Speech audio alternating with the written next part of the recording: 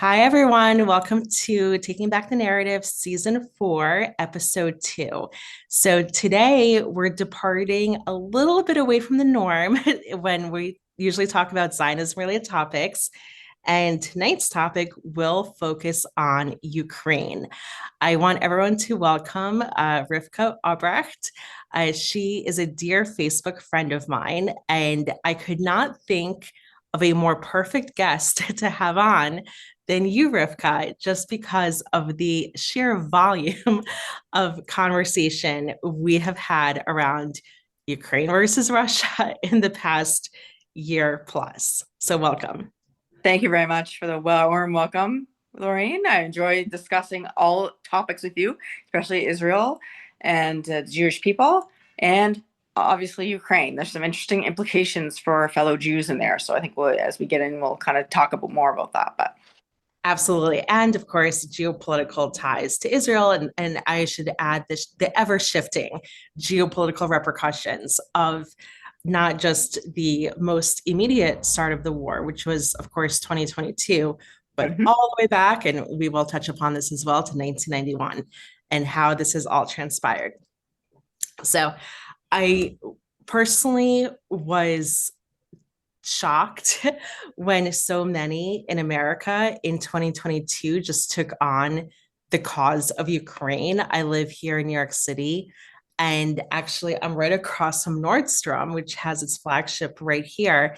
They had their windows covered in the colors of the Ukrainian flag for 6 months. Did they do that for Israel after the October 7th Jewish genocide? Not at all. So here, and also this is very much tied to how a lot of people who don't know anything about anything get mired into misinformation. For example, if one to turn on the news right now and see bombed out images of Gaza without knowing about the Jewish genocide, without knowing all of the wars, against Jews that have been perpetrated by the Arab occupiers, one could also see, okay, so Israel's at fault here. All it does is bombs out these poor innocents in Gaza. I'm going to be against whoever is doing this. And so, same thing with the optics. Back in 2022, I believe it was February when the war started, you're just seeing Russia ruling in the tanks and barreling down in the streets of Ukraine, and everyone's saying like, oh my gosh, Putin's a monster and he's a war criminal. My own families, some family members who were never pro-Ukraine, they're like, oh my gosh, Putin should not invade, blah blah blah. And you're thinking, do you not know what happened from 2014 to 2022?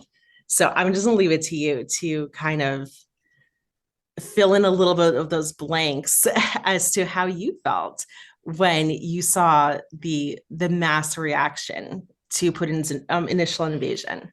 You know what? Absolutely. I think we have a lot of similarities geographically. We live in the United States, and I live in Canada. Very similar things here, Lorraine. We had, the banners on the bus stop saying "We stand with Ukraine," and again, they never do that for Israel, right? Never. Act for by terrorists, right? So Arab terrorists. So it's the optics of it. Like you said, the optics play a big part. And people say, but colonizers, we're very much against the colonizer mentality, and we've come a long way in that way years ago. But people are pointing at the wrong fingers, right? They think that, oh, Israel's the colonizer. We're not. Israel's not the colonizer. It's actually the opposite. But Mm-hmm. ought to believe that through Right. this kind of belief system and with interconnectedness and all of that, they believe that Israel is the bad one, but they're not. And the same concept with Russia. Again, the optics look bad. They're bombing out the civilians. They're bombing out many things, and it looks bad on the ground. But it's really important to hear the background of exactly what went on. And of course, like you said, it doesn't start in 2022. It starts way farther. Some people would say way earlier than 2014, but effectively the start of the recent war, civil war, is 2014, not We 20. can absolutely, we can actually start with 1648. So you and I know the history, but for those who may not, and again, it's no one's at fault for not knowing the history. Our media, for sure, is not explaining the history of Ukraine.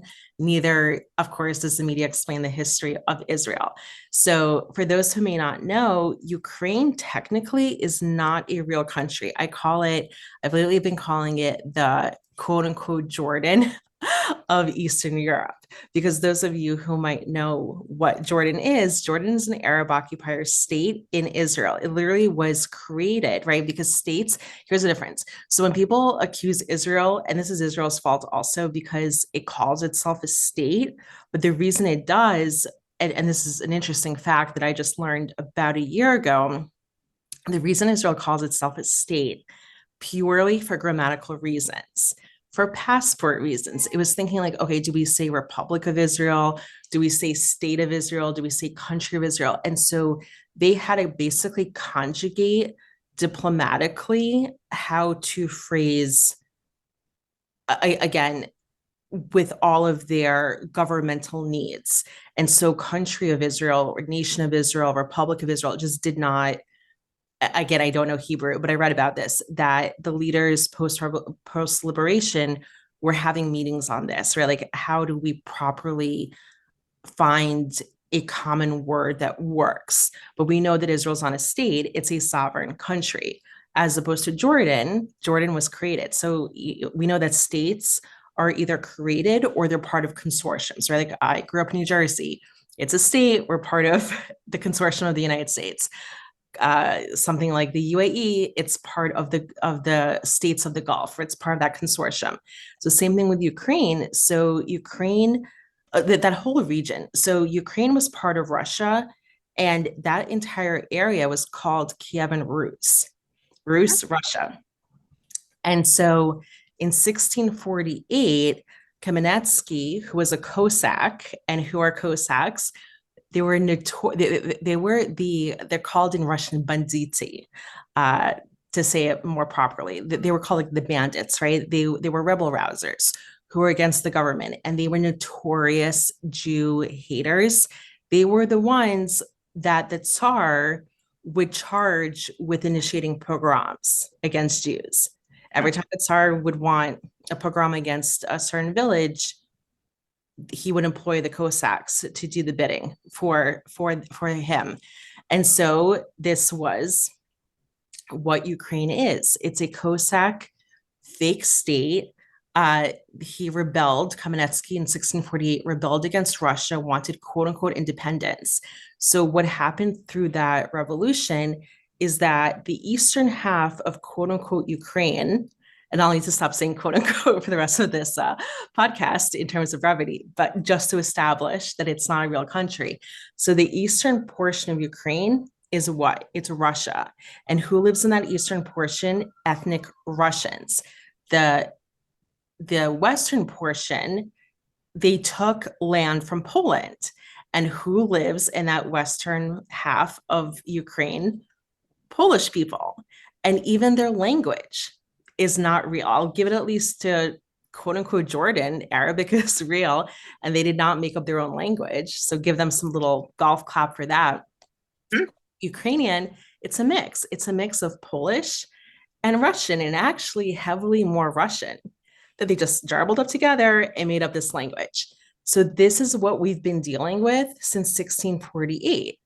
And the Jews who ended up in Ukraine through no fault of their own, through no choice of their own, I know you know this, that Jews were only allowed to live in the Pale of Settlement for many decades, for many centuries, actually. My family amongst those. And so it just so happens that the majority of the Pale of Settlement fell into parts of Ukraine, parts of Russia. I believe something with like Jews couldn't live in Moscow. It had to be outside of those cities. So Lithuania and Ukraine and Poland, that all fell in the Pale of Settlement. So these Jews were routinely subjected to pogroms. 1648, as Kamenetsky and his terrorists basically were fighting against the Tsar. So we think, okay, like we have one enemy, let's only fight the Russians. Of course not. They also had to kill thousands and thousands of Jews in the most violent of pogroms that had happened for centuries to come that Yep. wouldn't resurface until the 1800s. So the Ukrainian Cossacks set that stage for violence against Jews Yep. in that region. And that is what Ukraine is. It's literally half one country, half another one. And it it has no basis to be an independent anything. I'm pretty sure most 90% Yeah. Lorraine of vote or say yay Ukraine don't even know this, right? They don't even know, and then nor do they know the history, the rabbit history of anti-Semitism in Ukraine. It's almost, I hate to say that, but it's almost literally founded on it. No, absolutely. And to say, like, if you I had a couple of Ukrainian friends, and operative word here had, because obviously after the war they went one direction, I went the other, but they kept saying, oh, we gained independence in 1648. And I'm thinking, gained independence from who? And it's equivocating, for example, again, tying this to Israel, the lie about Israel, right? So Jews literally gained our independence because we're indigenous to the area from the British occupiers after 20 years of sweat, blood, and tears fighting those occupiers. Jordan, for example, I just laugh when Jordanians say, oh, we gained our independence in 1946. No, you didn't. You asked for independence from Britain. They gave it to you. There was not one fight, not one struggle, nothing. So and for them, there was nothing to gain independence. They were again created. So I think people really need to understand before they staunchly choose a side of who and what to support, what it is they're even talking about in terms of history. Yeah, and as you know, it's a very entangled web, and Mhm. learned there's Ukraine is full of anti-Semitism. I know a lot of people don't think that that's what they're supporting. They don't Mhm. feel that's what they're supporting, but really, essentially, it is. When you Oh, I have a story for you. And this was public, so I can publicly share. And again, this is a podcast that's not PC. So I have nothing to hide. There is this woman, I don't know if her fame reached Canada, Ina Vernikoff from the US. She's a Republican, and I worked on her campaign and we were friends. So I remember, and this is not Lashon Hora, I already confronted her about this, so I'm not talking about behind anyone's back. So in terms of Jews and against supporting the wrong side, we had lunch a couple of days before she won her election. This was my first time meeting with her, wanted to get to know her, and she spent half of our lunch talking about how anti-Semitic Ukraine was when she was growing up there. And she's younger than I am. I'm 42. I believe she's in her late 30s. So she said that even when she went to preschool and primary school, she was bullied mercilessly for being a Jew. And then I asked, like, I already knew the answer to this, but I asked out of curiosity and to be polite, I said, oh, so what made your parents decide to leave? Because they left in that later wave than when my parents left from Belarus. My family left in 79. They were amongst the first mass exodus. And we always were wondering, like, how come other Jews left so much later in 91? So she looked at me as if I had two heads and she said, what do you mean? Why did we leave? We left because of anti-Semitism. Okay. So then she wins the election. And within a couple of months, Putin invades Ukraine. All of a sudden, Slava Ukraine from her. How could Putin do this? Trump needs to do more on Ukraine. And at the same time, something was also happening in Israel. I mean, something's always happening in Israel, but I forgot what. But something was happening also in Israel that needed America's attention to support. And and she's a Zionist, I'm not going to take that away from her. So instead of focusing more on Israel, she's crying about Ukraine. And I'm thinking, you literally a couple of months ago were telling me how awful the Ukrainians were to you and your family. yeah, Now you're crying. Or another woman, I'm not going to mention her name, but she's not a public figure. So she was posting Russian Jews, by Russian, she means like Russian Ukrainian. She's like, oh, she said Slavic Jews are not okay today. Like we're not okay. You should check in on your Slavic Jewish friends. And I told her, I said, you're not a Slav, you're a Jew who happened to, that your family's diaspora happened to be in those countries, but you're not ethnically a Slav. It's ridiculous to think that way.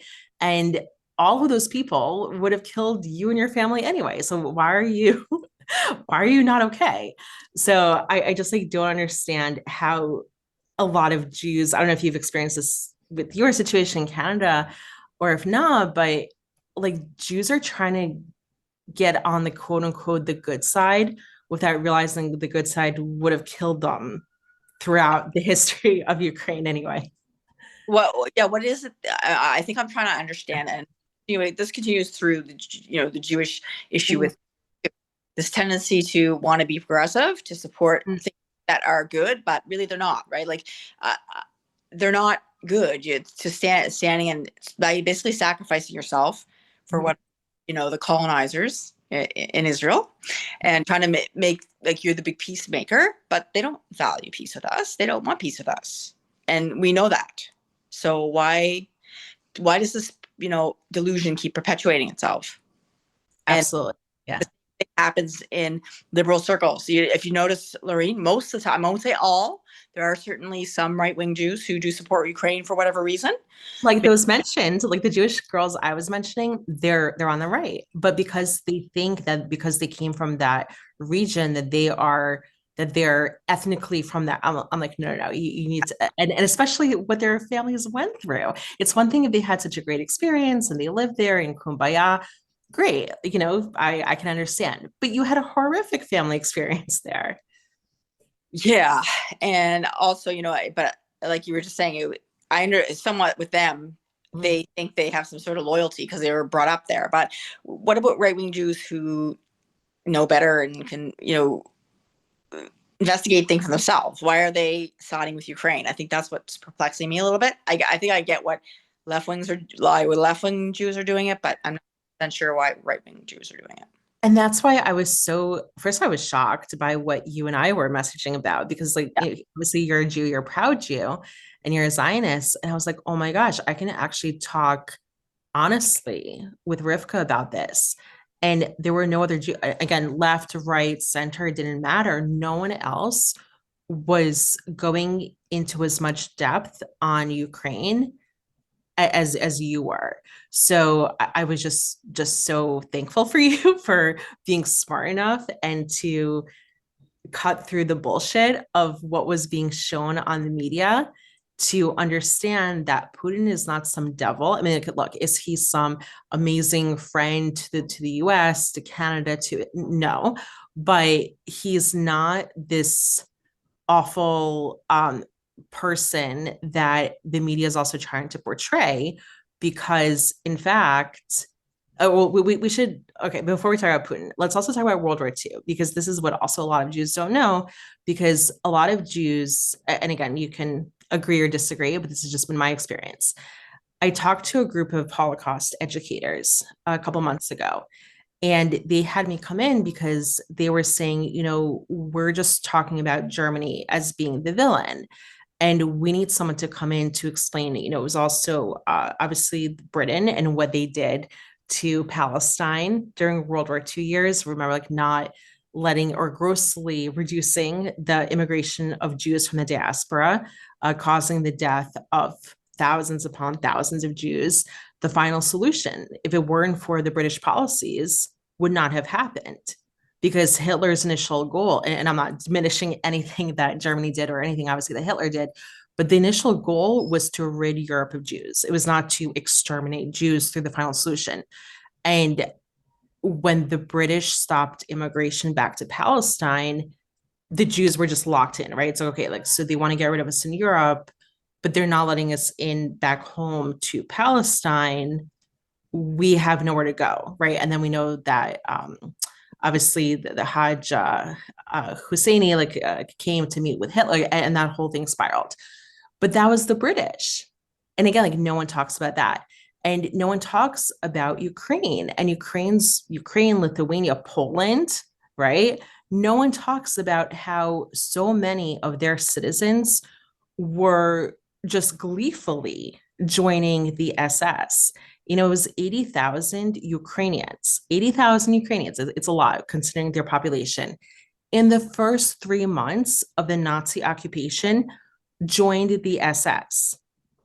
There were the ones, everyone also forgets, there was this infamous pogrom from 1919. It was a 3-year pogrom, by the way, from 1919 or 1918 to 1921. It was called, remember, you can help me here. I forgot the name of it, but it was called the Killing Fields of Ukraine against Jews. So they set the precedent for then the SS to do the same thing. So when people now say like, oh, 6 million Jews, were murdered during the Holocaust, do you know that that number only comes from those who were murdered in the camps, not those who were murdered like my grandparents, who, by the way, I mean, technically it was considered Poland, but now it's Ukraine. It's Lvov, so it's the same people, just the borders changed.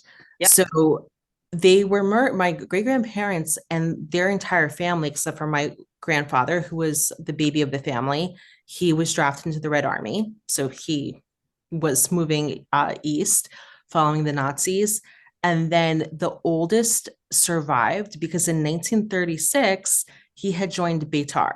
So he had gone off to Palestine with Beitar. But everyone else in that family, it was a large family, were murdered by their Ukrainian neighbors and dumped into ravines. And this was repeated throughout Eastern Europe, especially in Ukraine and Poland and Lithuania. And like, what was it? Even a decade ago, there was this famous, and again, I forgot his name now. I should remember because he's so important to us.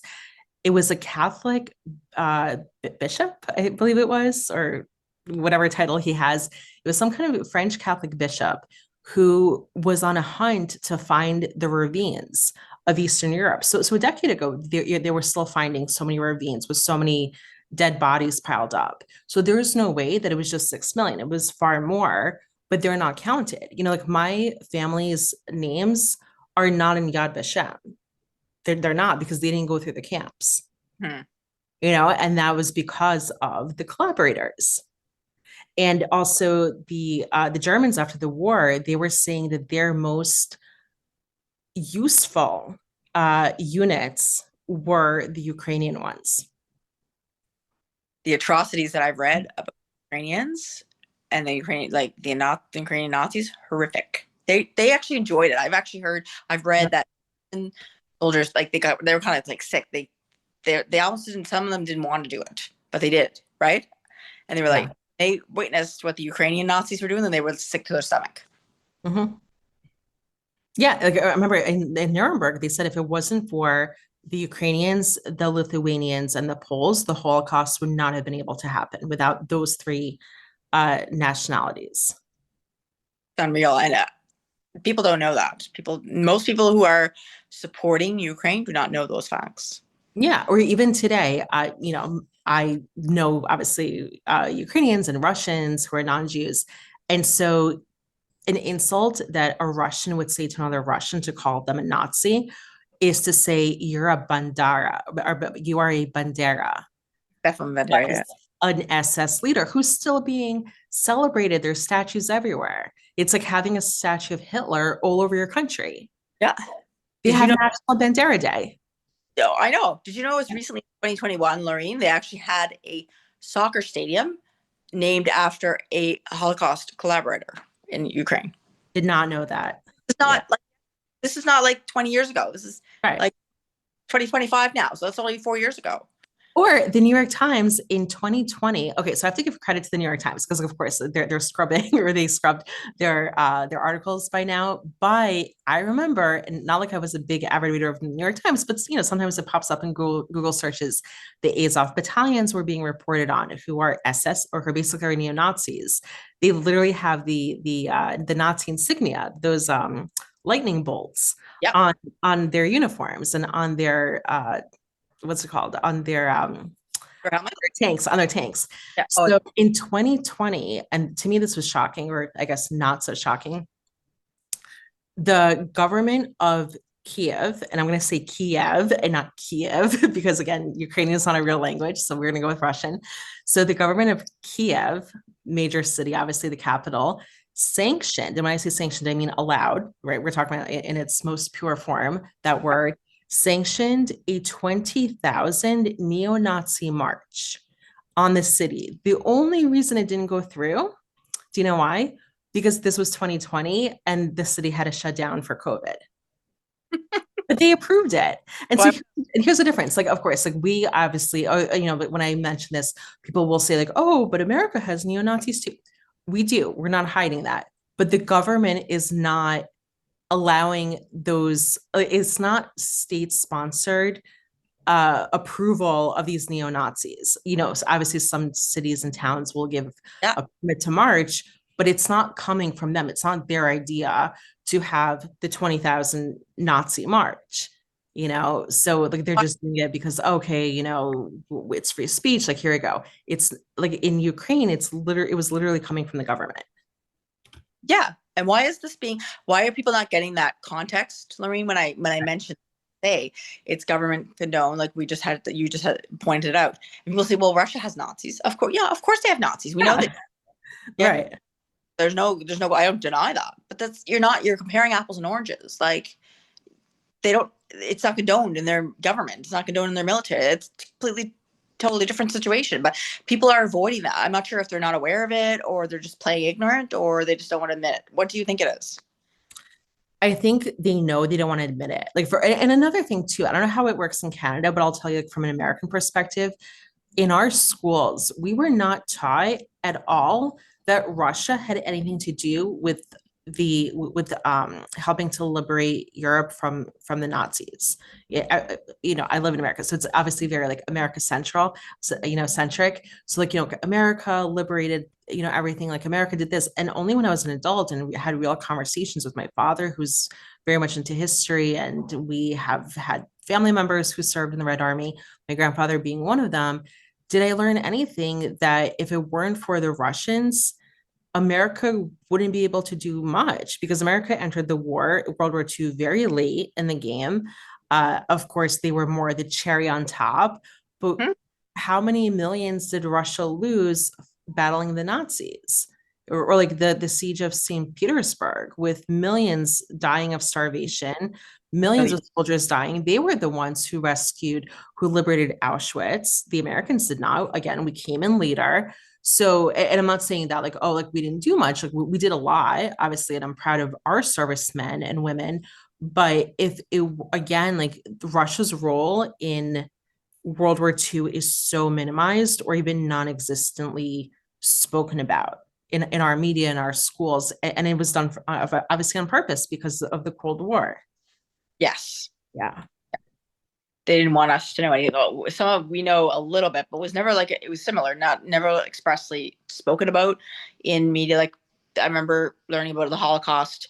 I mean, from my own family, but not until in school. I remember with the 8th grade. So I was like, and I remember they only mentioned Russia in passing. Mm-hmm. So, like you said, it was they were never given the proper credit that they deserve for. Right. And it's true, like, of course, they do have neo-Nazis, but again, like their overwhelming majority of people were against Nazism. Otherwise, they would not have fought so valiantly. So I think that's something that Jews need to think. We need to say a big thank you to Russia because most of our surviving relatives would not have survived had it not been for Russia. Absolutely. Yeah.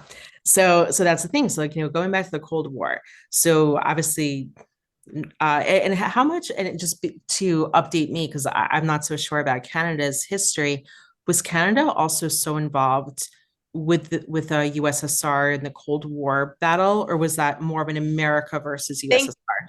it wasn't like to the extent. I think we were largely, as you know, Canada usually follows Mhm. U.S. policy, so I think it was more of a following U.S. policy. It wasn't as involved as the U.S. was, right? Okay. In relation to that. Because that's the thing. So like, maybe I'm assuming that's why it was downplayed, because we can't let the USSR have the credit when, Yeah. we're in the Cold War and we need to have deterrence across the world. And so that's the thing. So what so many people miss, and again, I didn't know this until I started doing research on it, the infamous, I'm going to say infamous now, infamous Warsaw Pact Yeah. versus NATO. Yeah. So I'm going to have you take the first stab of it, and then I will follow up with a little bit more information as well. So if you can explain to the audience what exactly happened with the fall of the Soviet Union, the collapse, no, not the collapse, the dissolvement of the Warsaw Pact, Yeah. and the rise of NATO. Yeah, so the dissolution of the Warsaw Pact had to do with the communist countries that would, under communist rule, that would kind of fight with each other if anything happened. Now we have the rise of NATO, which is the Western, well, we say the Western countries that decide to kind of band together, and if one attacks one country who's in NATO, they attack the others. So when the fall of the dissolution of the Soviet Union occurred, we had Boris Yeltsin in presidency. And this was 1991 for Yeah. those who may not know. Okay. And he was the head of the Soviet Union at the time. It was slowly becoming to dissolve at that point. And he says that there was a promise made to him, and the West denies it. That they promised that NATO would not go 1 inch eastward past, if Germany became a member of NATO, that they would not proceed farther than that. And can I just interject, Rivkah? So I don't know exactly I knew like what you said, not 1 inch east, but what is east of, like not 1 inch east of Berlin, or not 1 inch east of something else? Yeah, you were 1 inch eastward. I think they were referring to Germany. So Germany Okay. last one to join NATO after and the dissolution of the East and West division, and they didn't want NATO proceeding any farther than that. Okay, so Germany was the easternmost front. Yes. Should have been of NATO. Okay, just so we're all on the same page. Yeah, no, absolutely. Easternmost front of NATO, and Boris Yeltsin said that was promised to him, and this is a big issue where we are now in terms of denying. They want to make Ukraine NATO and all of that. That plays into all of the drama that is going on now. No, it's true. And so I understand, of course, at that point, so when the Cold War was happening, NATO needed to exist because we couldn't trust Russia. Russia was this behemoth of communism. It had its tentacles worldwide. In Cuba, as we know, if you see the map of Africa throughout the years, while the USSR was dominant, Africa was just leaps and bounds growing with communism. It reached, of course, the Arab countries and states. It was, and of course, the nukes. The nukes were a big issue too. I'm sure Canada could have been the same, America for sure. There were routine nuclear drills in schools. Like, you had to, I mean, I didn't experience it, but my friends did. Yeah. Okay. My parents. So my friend's parents went through it. And so at that time, everything was heightened. So there was a need, of course, for NATO. But Yes. the USSR dissolved, technically, there's no more need for NATO because USSR is, well, first of all, it doesn't exist.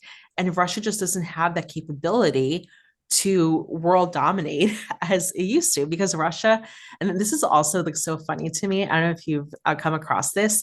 I cannot tell you, Rivkah, how many people still think that Russia is communist. And that's a big one. Yeah. Oh, yeah. That's the biggest, I guess, stereotype you still have going. I mean, it is the Russian. I try to explain to people that it's the Russian Federation. It's no longer communist. And they're hyper communist, if anything. Yeah. Does no one recall? I mean, I was a child in the 90s, but even I remember when I was a young teen reading in the New York Times and other publications how hyper communist USSR was. And that's what actually rose with the oligarchs and how they made their money.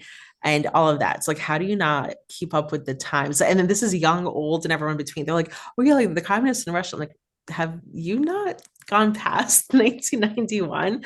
So that's the thing. It's like they're stuck on these old tropes that are no longer existent. Okay, so let's bring it back to the audience. Okay, so here we are in 1991. So Russia or former Soviet Union You, promises to dissolve their Warsaw Pact yes.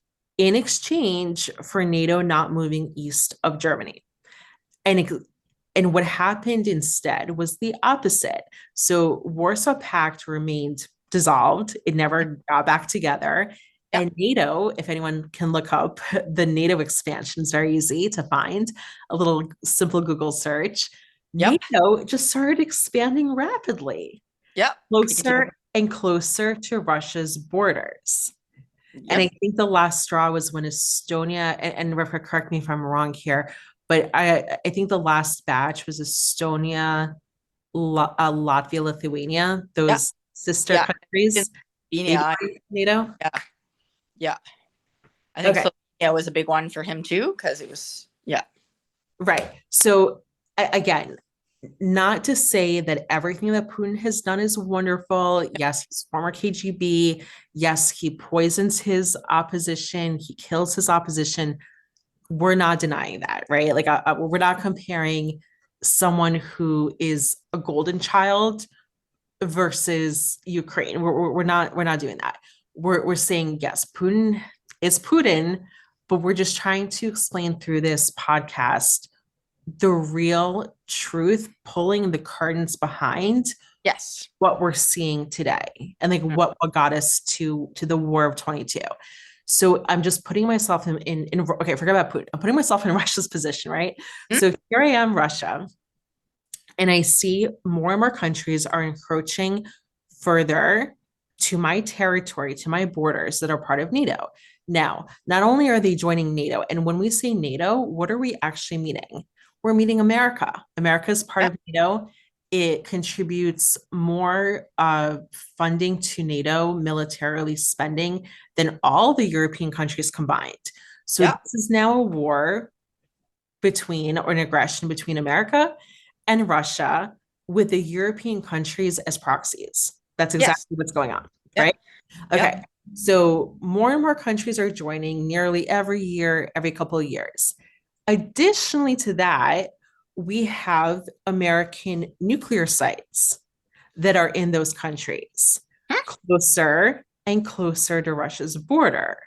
Now, are Russia's nuclear sites in those European countries? No. So Russia like knows, okay, we're not in the Cold War anymore. Now we're in the war of the superpowers, right? Like how many allies can I have? But but not only is the promise broken by Europe, by America, but in addition to that, our safety is being compromised. Our sovereignty is being compromised. So this is what I say to people. Imagine if, again, I'm talking from an American vantage point, right? I guess, okay, like, well, let's talk about it from a Canadian vantage point. So imagine if, from a Canadian point of view, Russia would have nuclear sites in North Dakota and a couple of them in Maine. I am sure that Canada, well, maybe not under Trudeau, but normal Canada, normal Canada before Trudeau would have bombed the shit out of that country that put nuclear sites so close to the border. And I know for sure that America, even under Jihad Joe, whoever was running the country, because it sure wasn't him, but I call him Jihad Joe.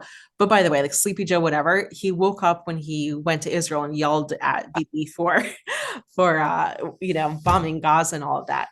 So anyway, even he and that fraudulent government would have bombed Mexico had China, let's say, put in nuclear sites on our border. Oh, question. It wouldn't even like even he would not flinch to do that.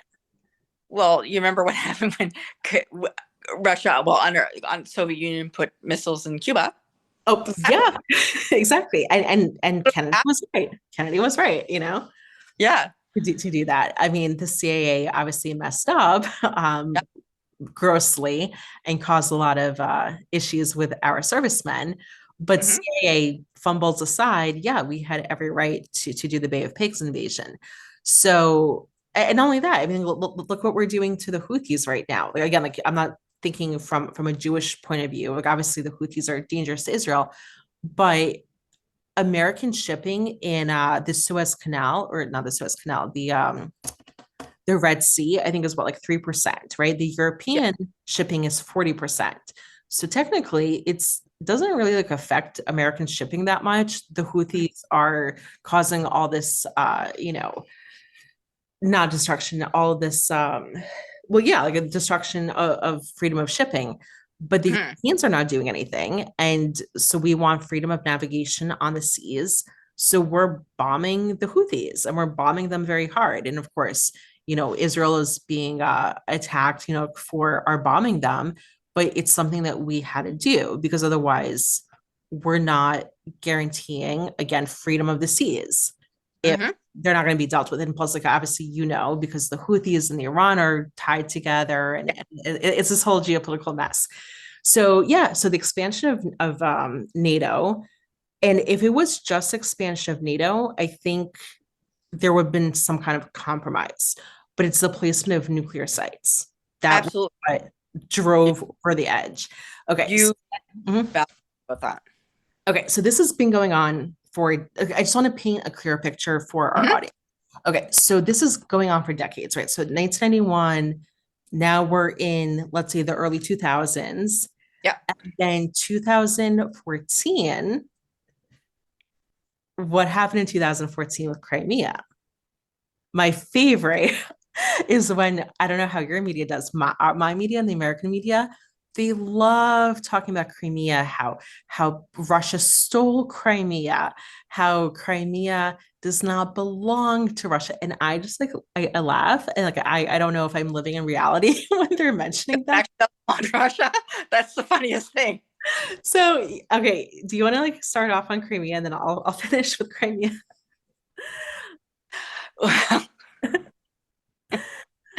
Yeah. We can't stop laughing. Yeah. Yeah. I mean, It's like, okay, how about this? It's like, well, okay, I equally laugh when people say that Jerusalem does not belong to Israel, right? Like it's under dispute. So yeah. Crimea, it's similarly lied about that it Yeah. does not belong to Russia. Yeah. And I remember, and it was given to Ukraine, loaned to Ukraine as a gift, but Right. it doesn't mean. I think maybe there's even more similarity learning with Gaza because technically Israel still owns Gaza. True, true, true. Right? Probably even more of a Yeah, comparison, right? you're Because right. You're absolutely right. technically Israel still under international law owns Gaza, but we gave it Article to 80 of the UN Charter. Yes. yeah, yes, in the hopes of what peace, which never materialized. But we knew that was going to happen, right? Yeah. So yeah, I think there's definitely a symbolic correlation there between Gaza and Israel and Russia and Crimea. But actually, it's a little bit different Yeah. because with again, I blame the 2/3 of Israelis who were liberals and Mhm. actually thought that you can make peace with Arab occupiers who have proved to be murderous. It's one Yeah. thing if we had innocent little Arabs living in Gaza. They're like, you know what? Can you guys just like move out? We want our own space, and they never had a history of violence. Okay, fine. Yeah. Like you want to give away land for even more peace? Okay, not okay, but like okay, I understand I know what you mean. Yeah. there. But Yeah. no, they've been killing Jews there since the British occupiers came in, and very gleefully so. Since the late 1920s, they even had, even under Fatah, people forget that Mhm. the Arab occupiers in Gaza, I don't call them Gazans anymore. I used it to be PC. And I realized why are we calling them Gazans? They're not from Gaza. They're from different Arab countries. And when Jews lived there from 145 BC until 2005, we were never called Gazans, we're called Jews. Jews who live Mhm. in Gaza. So by saying Gazans, and again, I'm guilty of this before Mhm. because I was trying to be PC, we are legitimizing that they're from Gaza. And so No, like, it adds to the aggression of the Israelis. Like, oh my gosh, we're bombing the Gazans and they're from Gaza. And so again, like that deep Judean connection that Gaza has since Jews conquered Gaza twice in yeah. 145 and then again in 100 BC, it completely evaporates because we keep Hmm. being Gazans. But what my point was this, that at least when we pulled out of Gaza, and again, these Jews actually thought you can make peace with like murderous Arabs. When we pulled out our people, right? So then, like, who was there were Arab occupiers. Yeah. With Crimea was very different because when the Soviet Union gave Crimea to Ukraine again as a gift, and Hmm. correct me if I'm wrong, but obviously was for maritime purposes, right? Because it's in the Black Sea. Yes. It was for a reason. They didn't just like give it randomly. It was to help them. And yeah, yeah. Yeah. So when they gave Crimea to Ukraine, they did not give an empty island. They gave an island, like a piece of land filled with Russians. Yes. That's who lives there. There were Yep. ethnic Yeah. Russians, some Yeah. Jews, by the way. Yeah. Uh, for the audience that's really interested in history, do you know about the Krimchak Jews of Crimea? I don't. So you tell. Okay, interesting, interesting. Okay, so they're the ones who are constantly blamed for being converted Hazars. You know, like how they Oh, okay. okay, so like, it comes from that. But in actuality, and you know, and I kind of believe the lie because if you do a simple Google search, Jews of Crimea, what does it come up with? Hazars. I'm like, oh gosh, like I thought the lie was debunked. Are you serious? You know, blah blah blah. And then like there's some other absolutely anti-Semitic claims that okay, well they're not Hazars. They're some Ashkenaz Jews mixed with Tatars and or mixed with Hazars and that group is the one that upholds that claim. Not true. So if you do actual research, the Krimchak Jews have lived in Crimea since the first century BC.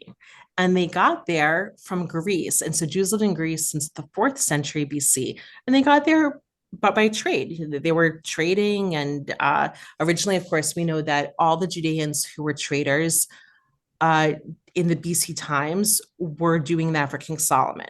You know, King Mhm. Solomon was the one who sent out Jews all the way up to England, to Sepharad, to North Africa to enrich his kingdom, of course, Mhm. because that temple did not get adorned simply from the gold in Israel. Right? We didn't have gold, so we needed to get it from other places. So anyway, so yeah, the Jews there are Judean as can come, did not mix with anyone. They did DNA tests. And yeah, they all got there from Greece, originally from Judea. So they're not Hazars. So yeah, so Crimea came with a bunch of Russians, some Jews, some Tatars. They're also a city that I believe is now Muslim. Yeah, they converted to Islam a while ago. So it came with a population that was not Ukrainian Yeah. whatsoever. And so in 2014, there was a referendum in Crimea Yeah. asking if they want to go back to Russia. And the referendum did not come from Russia, by the way, like uh, as the Ukrainian officials lie about. It came from the people. And why did it come Yeah. from people? For two reasons. Number one, they were completely over the corruption in Ukraine. And number Hmm. two, they started seeing what the Azov neo-Nazi battalions were doing to the people in the Donbass region. Yes. So those were the two reasons for cessation from Ukraine. Yes. On our media, we're being told that Russia stole Ukraine, that Russia stole That Crimea. that's what I heard. That's what I Yeah, heard on yeah, 2014. Russia stole Ukraine. yeah. It's ridiculous. Or Georgia, right? Like what happened in 2008 in Georgia? The ethnic Russians in Georgia were being massacred. So they were the ones who reached out to Putin and said, "Hey, help us." So we have to give some credit to Putin. Again, like not saying all his actions ever were Yeah. good, of course Yeah. not. But we have to give him credit for helping his people wherever they're in trouble. And it would actually be nice if like our leaders did that, you Well, know? yeah. And I mean, I think the biggest issue that I have is these comparisons that we get. Like, everybody, it's very common in politics anyway, but everybody wants to compare everybody with Hitler. And that Mhm. is so ahistorical in this particular case. And I know that Putin has made many comments in terms of, I see, people, when people say that, he wants to genocide the Ukrainians, it's total lies, because He he's could made have. numerous comments. He He actually could sees have if he wanted Ukrainians to. Yeah. as Russian people. He sees Right. them as similar people. He's not looking to kill them, but he does have an issue with the government there. Absolutely. And then that, okay, they also forget like Russia's military is very strong, right? And then, yeah, Yes. like, a lot of the Ukrainians have made inroads. I understand that. But they're also losing badly, and they could have lost so much more if it weren't for our Mm-hmm. military assistance. So if Putin actually wanted to mass kill Ukrainians, Mm-hmm. they could have in the early days of the war. It wouldn't have taken much. Yeah. So that's something else that they're not understanding. Okay, so just like from a timeline perspective, okay, so 2014 Crimea happens. The ethnic Russians, most of them are ethnic Yeah. Russians, vote to go back to Russia. Ukraine is against that, so throws a diplomatic hissy fit, appeals to NATO. NATO Mm-hmm. then threatens Russia. At the same time, let's also talk about the what is now happening. So this is 2014. What is beginning to happen in the Donbass region? So the Yeah. Donbass region is the easternmost region of Ukraine. Yeah.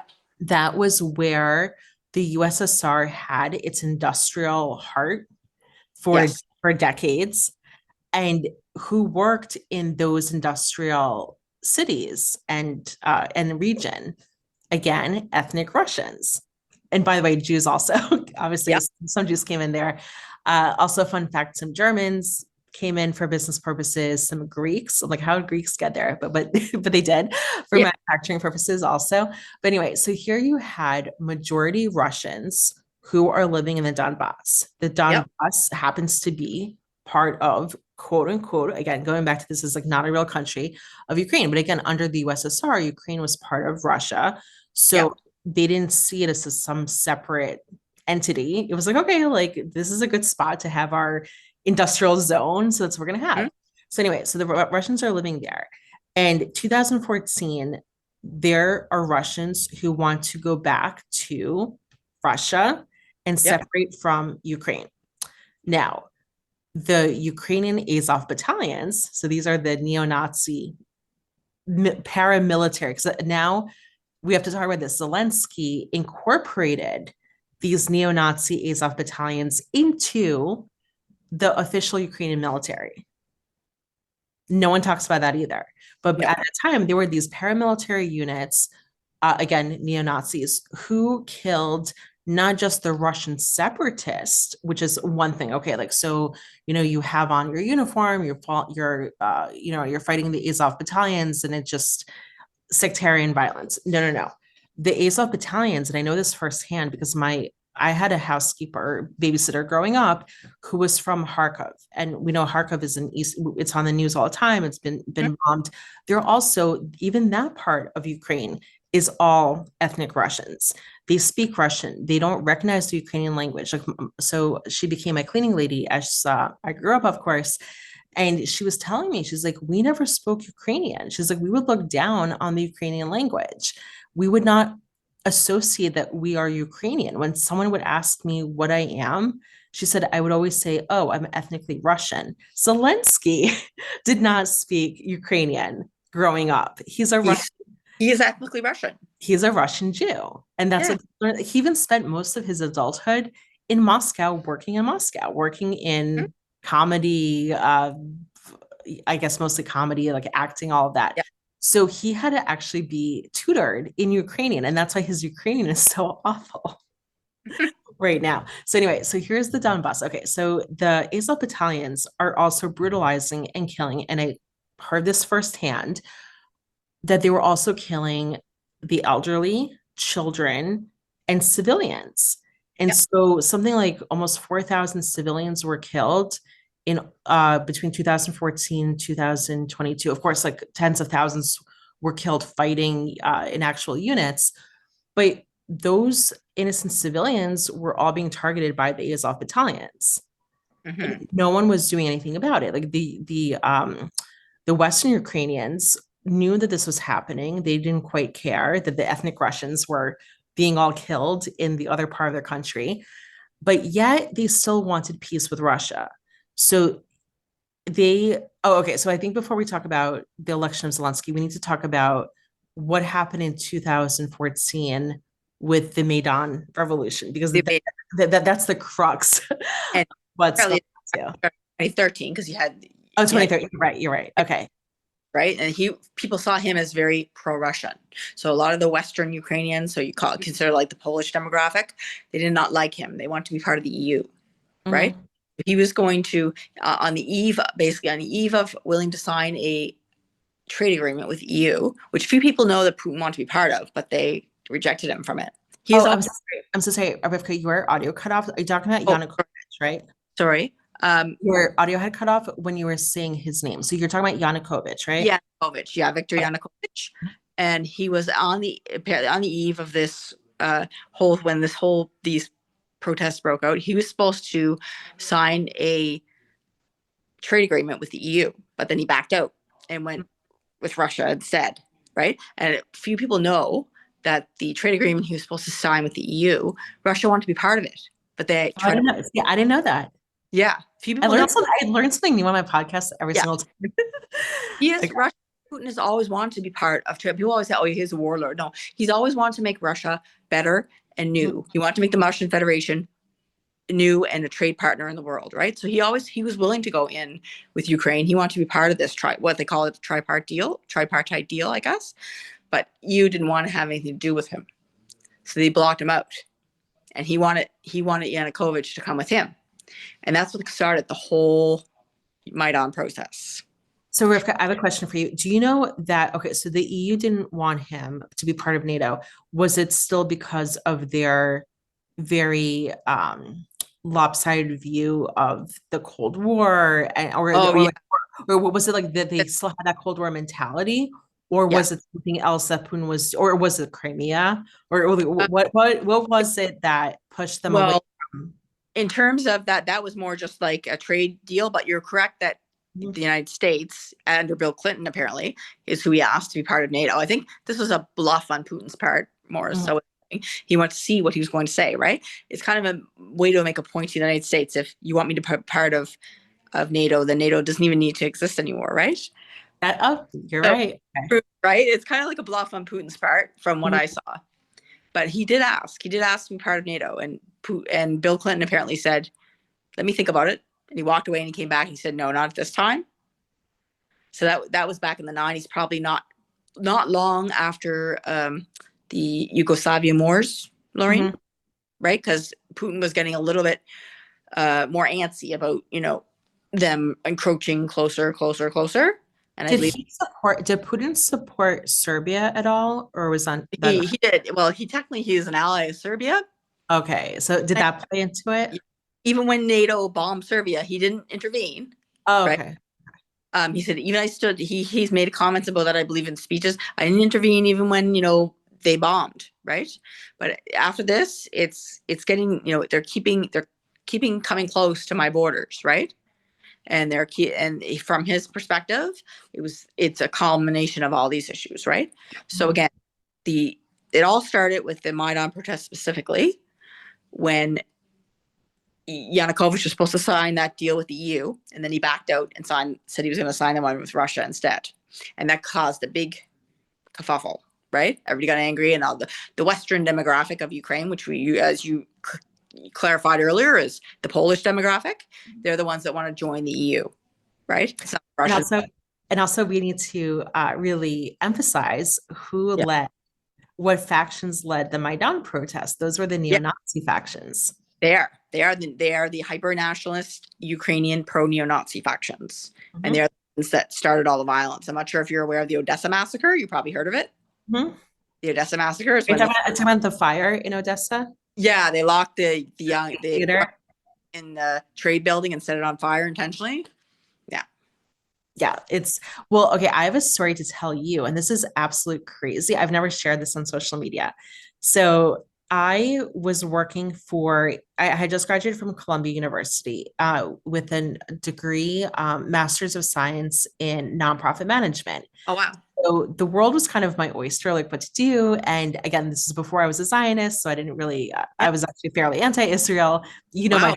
story about You that, right? you were anti-Israel? I can't even imagine that. We'll have to have Oh, wait, you don't know my story? Yeah, yeah. So I was anti-Israel from 2014 to two, I mean, sorry, from 1990, I would say six, seven to 2014. I'd been to Israel for my bat mitzvah. Before that, I didn't even know I was a Jew. Like, I had no clue. My parents didn't talk about it. I found out I was a Jew at like 7, 8 years old. And then I was obsessed. I wanted to go to Hebrew school, like my Jewish friends. And my parents were not into the very liberal rabbi that we had in our town. And okay. we didn't have Chabad back then. We only had that one synagogue. So they Mhm. kept saying no, no, no. And then I had a babysitting business when I was a child. Well, yeah, I was like 13 and 14. So I was a child babysitting other people's small children, but I was making good money. And so I would say, oh, I have enough money for a tutor, even though I didn't, but I was trying to contribute. And they said, okay, forget about all your money. We're going to take you to Israel for a bat mitzvah. So I went to Israel, my first international trip. Had my Haftarah portion transliterated. I had no idea what I was saying, what anything meant. And I loved Israel. So when I came back, I could not stop talking about Israel to my friends. But within a year, I started watching CNN, reading New York Times, The Economist, all of that. And suddenly everything was negative about Israel. And I, as a 14, 15-year old, I'm not going to question journalists and, You and, know, and, no. and what's on the media. So I believed all the lies. And most of my friends were not Jewish, so they would ask me, "Oh, so you're a Jew? Like, what do you think about this, like in the news about Israel?" I literally would parrot everything I was reading.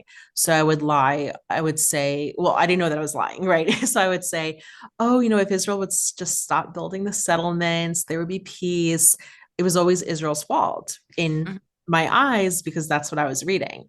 And I remember Natan Sharansky. So I moved to New York, and I knew that there were a lot of Jews here, but that wasn't what I was comfortable with. So most of my friends were also non-Jews. And I I guess I started slowly becoming involved with Jewish organizations, but they were not pro-Israel ones, like looking back. So I would join the ADL. So I was taught to fear the Yeah. neo-Nazis. They didn't talk about Muslim anti-Semitism. I then joined APAC. So that obviously they were not pro-Israel at all. They were pushing the two-state solution. And even like further on as I joined other organizations like COA and Emmett and like Camera, all of them, just use anti-Semitic terminology. Like there's a Palestine and there's an Israel. There's Palestinians and it's everything I post on Facebook, right? Like you see my posts. So that's the thing. It's like the Jewish organization vehicle, as I call it, right? It's this cycle. They're Mhm. all contributing to anti-Semitism and not knowing, like, not, I would say, like, intentionally. They're not waking up in the morning, like, how can we be anti-Semitic? But they don't know their facts and they don't know how to Yeah. share history. So I was repeating all of this. So that's how I was like I wasn't like anti-Israel. Like I didn't want Israel to be destroyed. I wasn't GVP, but I was more of like a J Street type if we are going to Okay. compare anything. And Yeah. they are anti-Israel. So Mhm. anyway, I'm at Columbia and I'm graduating 2013. And I got this very interesting offer from a public-private partnership called Concordia Summit. And they wanted me to be their development director. I'm like, great, this Mhm. is a job after grad school. I had no idea what they actually did. So, long story short, they would, for the most part, connect between corporations, right? Because it's a public-private partnership. So they would connect corporations. Let's say Chase wanted to make a $50 million investment into, I don't know, let's say all throughout like a random country, Bosnia, right? So they Okay. need someone like us to do the legwork, to make those connections. Which projects Mhm. should they support? Why? To flush everything out. all of a sudden, so this is how it's connected to Ukraine. Mhm. All of a sudden, we're having meetings with Victoria Nuland. Okay. And I'll let you explain who exactly she was. So we're having meetings with Victoria Nuland. We're having meetings with I mean, he passed away, but John McCain. And we're Mhm. having meetings with Jihad Joe and his staff. This is 2013. Because remember, the Rhinos, which is who was McCain, this is Yeah. pre-Trump Republicans. Mhm. It was one big uniparty. There was no difference between Republicans and Democrats in the US political system back then. So they were having meetings with the Maidan officials, with the Maidan organizers Yep. to overthrow Yanukovych. Yep. And I had a chance to go to Ukraine on that trip with Victoria Nuland. It just so happens I could not for family reasons. Like I think there was some major birthday or whatever it was. I couldn't go, right? Mhm. They were part of it. Concordia was part of it. And I didn't think anything of it, right? Because at the time it's like I was so driven by this globalist. I was a different person back then, clearly. So like I was driven by Mhm. this, like globalist, again, part of the uniparty. This is all for the good of humanity. Russia is evil, right? Like all of that. So again, like not knowing to the depths that the company I worked for did all that. Like I only realized this as the war was breaking out in Unreal. 2022. And there were other things too. Like they were involved with Teneo, which is involved with the Clinton Foundation. It's all tied together. You know, Yeah. if you look at, oh, I have another thing to share with you. You're going to laugh about this. So after I left the Concordia Summit, I really wanted to break into philanthropy consulting. It was my Okay. so there's this one company I applied to 9 times. It was called Arabella Advising. Mhm. Or sorry, Arabella Consulting. Like, it was my dream job. I Mhm. applied 9 times. Every time there was an opening, I applied. Kept getting rejected. I didn't even get an interview. Kept getting rejected. Guess what I find out a couple of years ago? They What? are extremely anti-Israel, and they are funded by Soros. Oh Oh, wow. you George see, Soros. the open society. See what I Wow. mean? So sometimes whether you call it God, or whether you call it what's it called, fate, or whether you call it intervention or guardian angel, whatever it was, Mhm. something was clearly preventing me from working for this anti-Israel entity that I didn't even know was anti-Israel or That's connected amazing. to Soros. So that's the thing with the Ukraine. So they were part, like so many of those NGOs and third party organizations were all working to undermine Ukraine at that time in 2013, 2014. Yep. 100%. Yeah. And as you mentioned Victoria Nuland. She was Mhm. Obama's Secretary of European Affairs, and she was Mhm. very extremely highly involved in the overthrow of Yanukovych. A lot of people say that's a conspiracy theory, but you just confirmed it right there. That's not. She was highly No, involved. yeah, and also there are tapes that just came out, like voice tapes, Yeah. even in the beginning of our recent election. And Victoria Nuland, apparently, I didn't know this, was some kind of whether she was a professor or some kind of leading personality at Hmm. Columbia, and that makes sense Wow. why our organization, because they only hired people from Columbia. Like Yeah. if you didn't graduate from Columbia, like you would not be part of a Concordia Summit. So everyone we were tied to were somehow tied to Columbia. So makes Wow. sense with her. But Wow.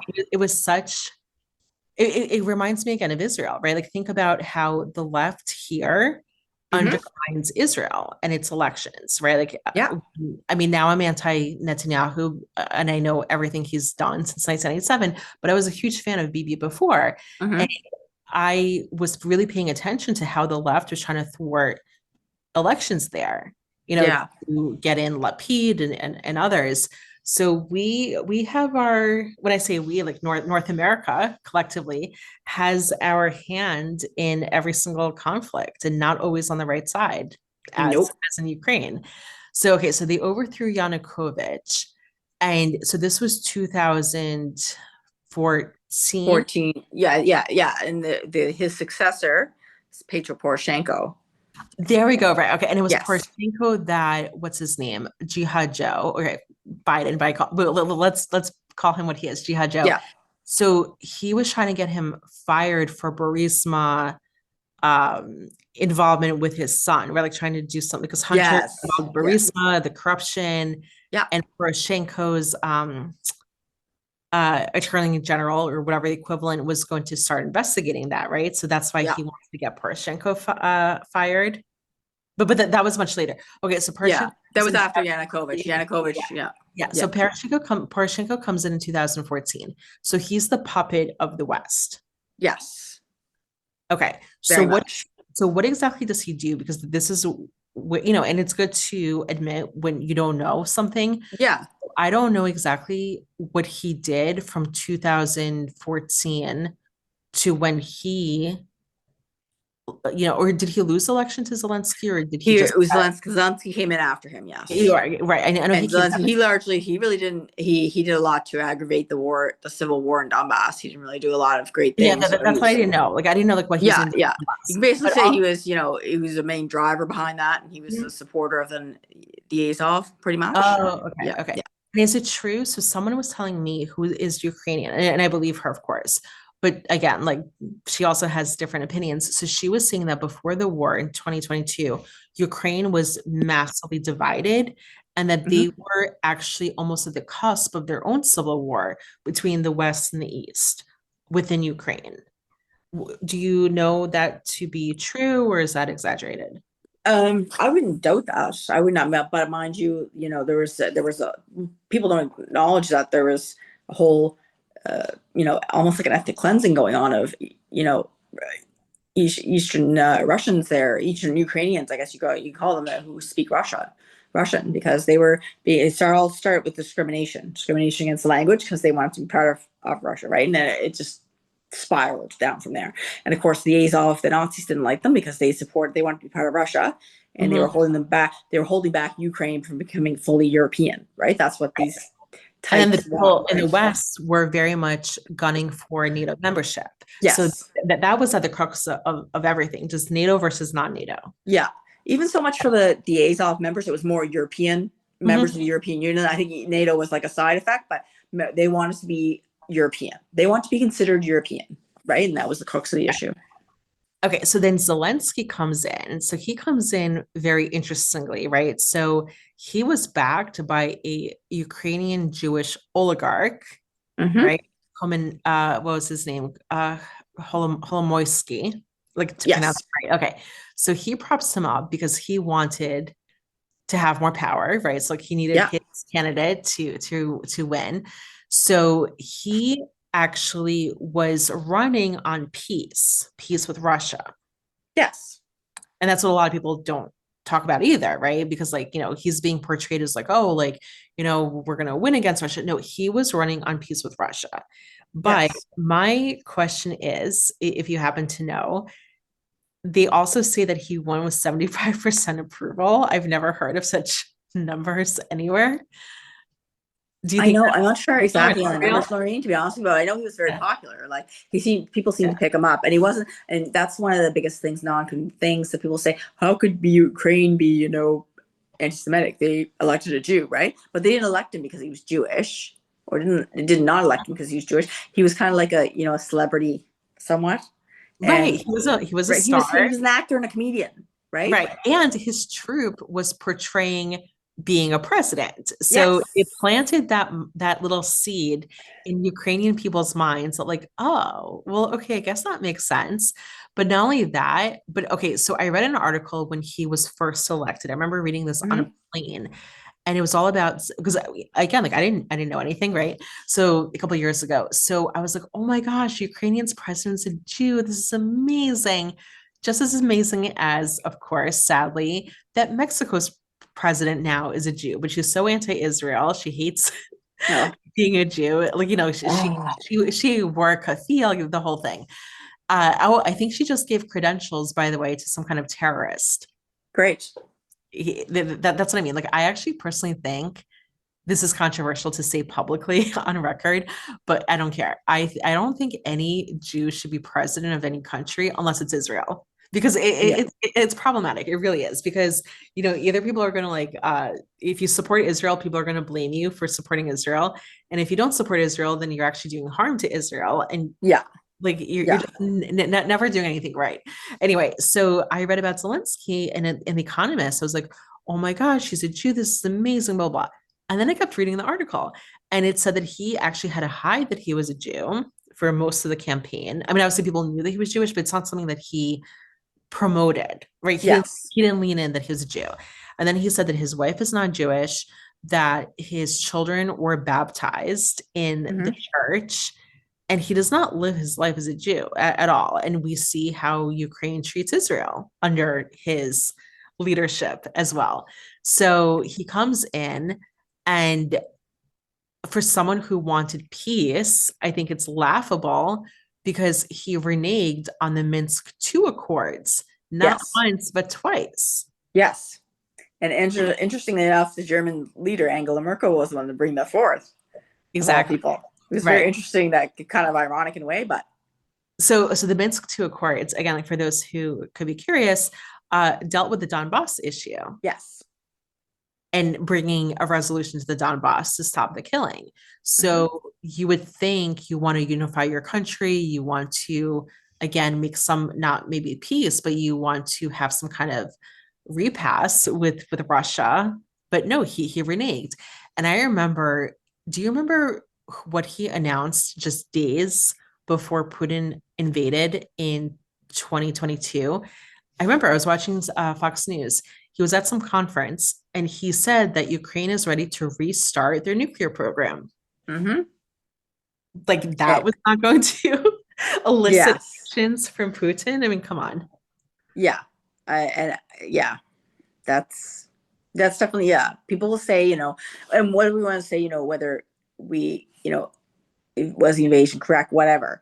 But, you know, I, I from my perspective, it wasn't unprovoked. That's for sure. No, of course not. I mean, like, my mom has a different perspective. Like my mom, like Yeah. she's like, I hate them all. She's like, Hmm. we had a joke in our family when the war first started. She's like, they can kill each other. We don't care, right? Because like we all escaped from both of them. But at the same time, so her perspective is this: if only Putin would annex the Donbass, why did he need to invade? He could have just annexed that region. I said, Mom, Hmm. he tried. Remember, like in the beginning, he actually tried, Yes. but then Ukraine pushed back and then sent in the Azovs. So Hmm. it wasn't as simple as, okay, I'm going to take my section back, like my region Hmm. back, and everything is fine. They were still fighting for that. So it's Hmm. possible to just annex the Donbass and that's it, right? Yeah. And then on top of it, like you have Ukraine, who's your next door neighbor, saying that they're going to restart their nuclear program. Are you serious? And then we have sites in Ukraine, all over Ukraine, the Yeah. US has. Plus Yeah.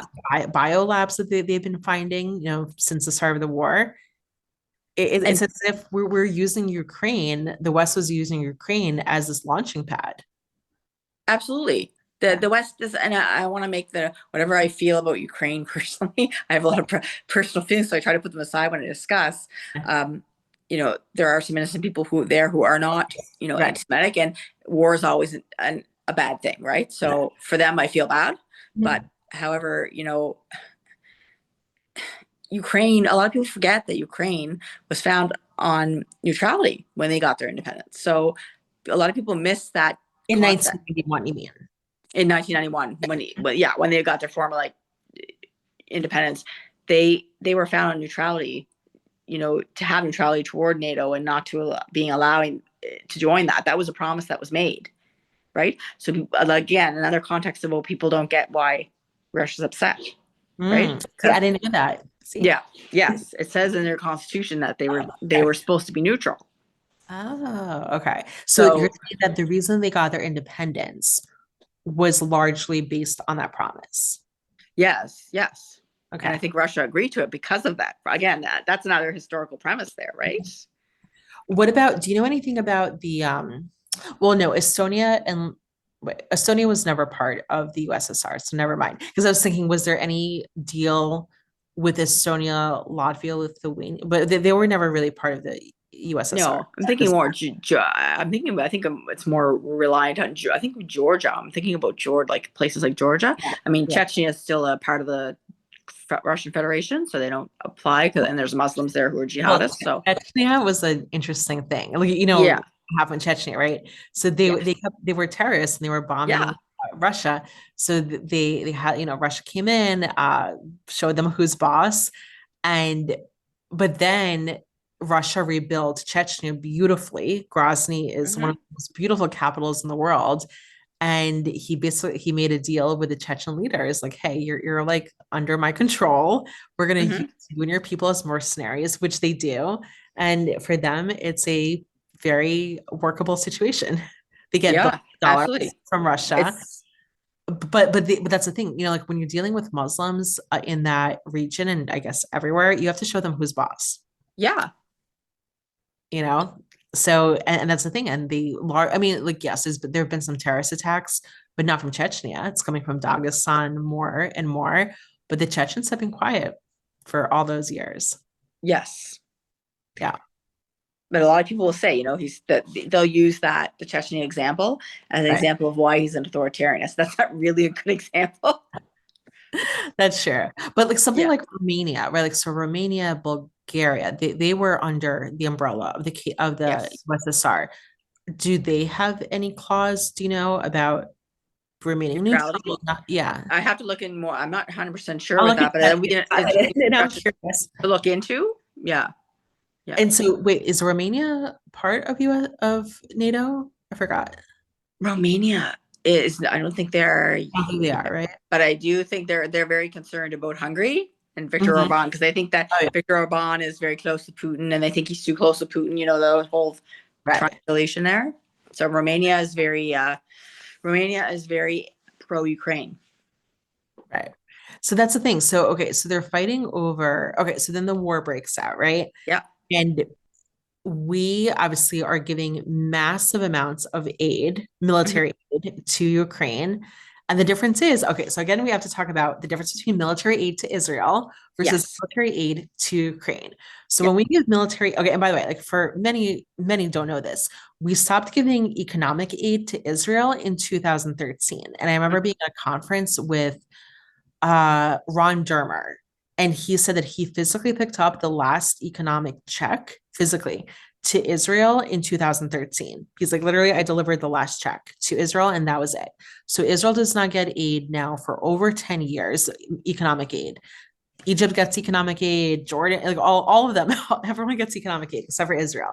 Militarily, it is disadvantage for Israel to get military aid. And actually, the elephant in the room for years within the Knesset was that they don't want American military aid because it very much clamps down on their own uh, weapons production. Yeah. And look what happened, right? Like, you have the wrong administration in the White House and you're screwed in the middle of the war. So Bibi like powered down production of weapons over the years. And here's the situation. Anyway, so military aid to Israel, they all the money that they quote unquote get has to hmm be spent on American military equipment. They don't get, for the most part, the new and shiny objects. They're getting the old equipment for the most part. They then have to retrofit and upgrade to their own standards and qualifications.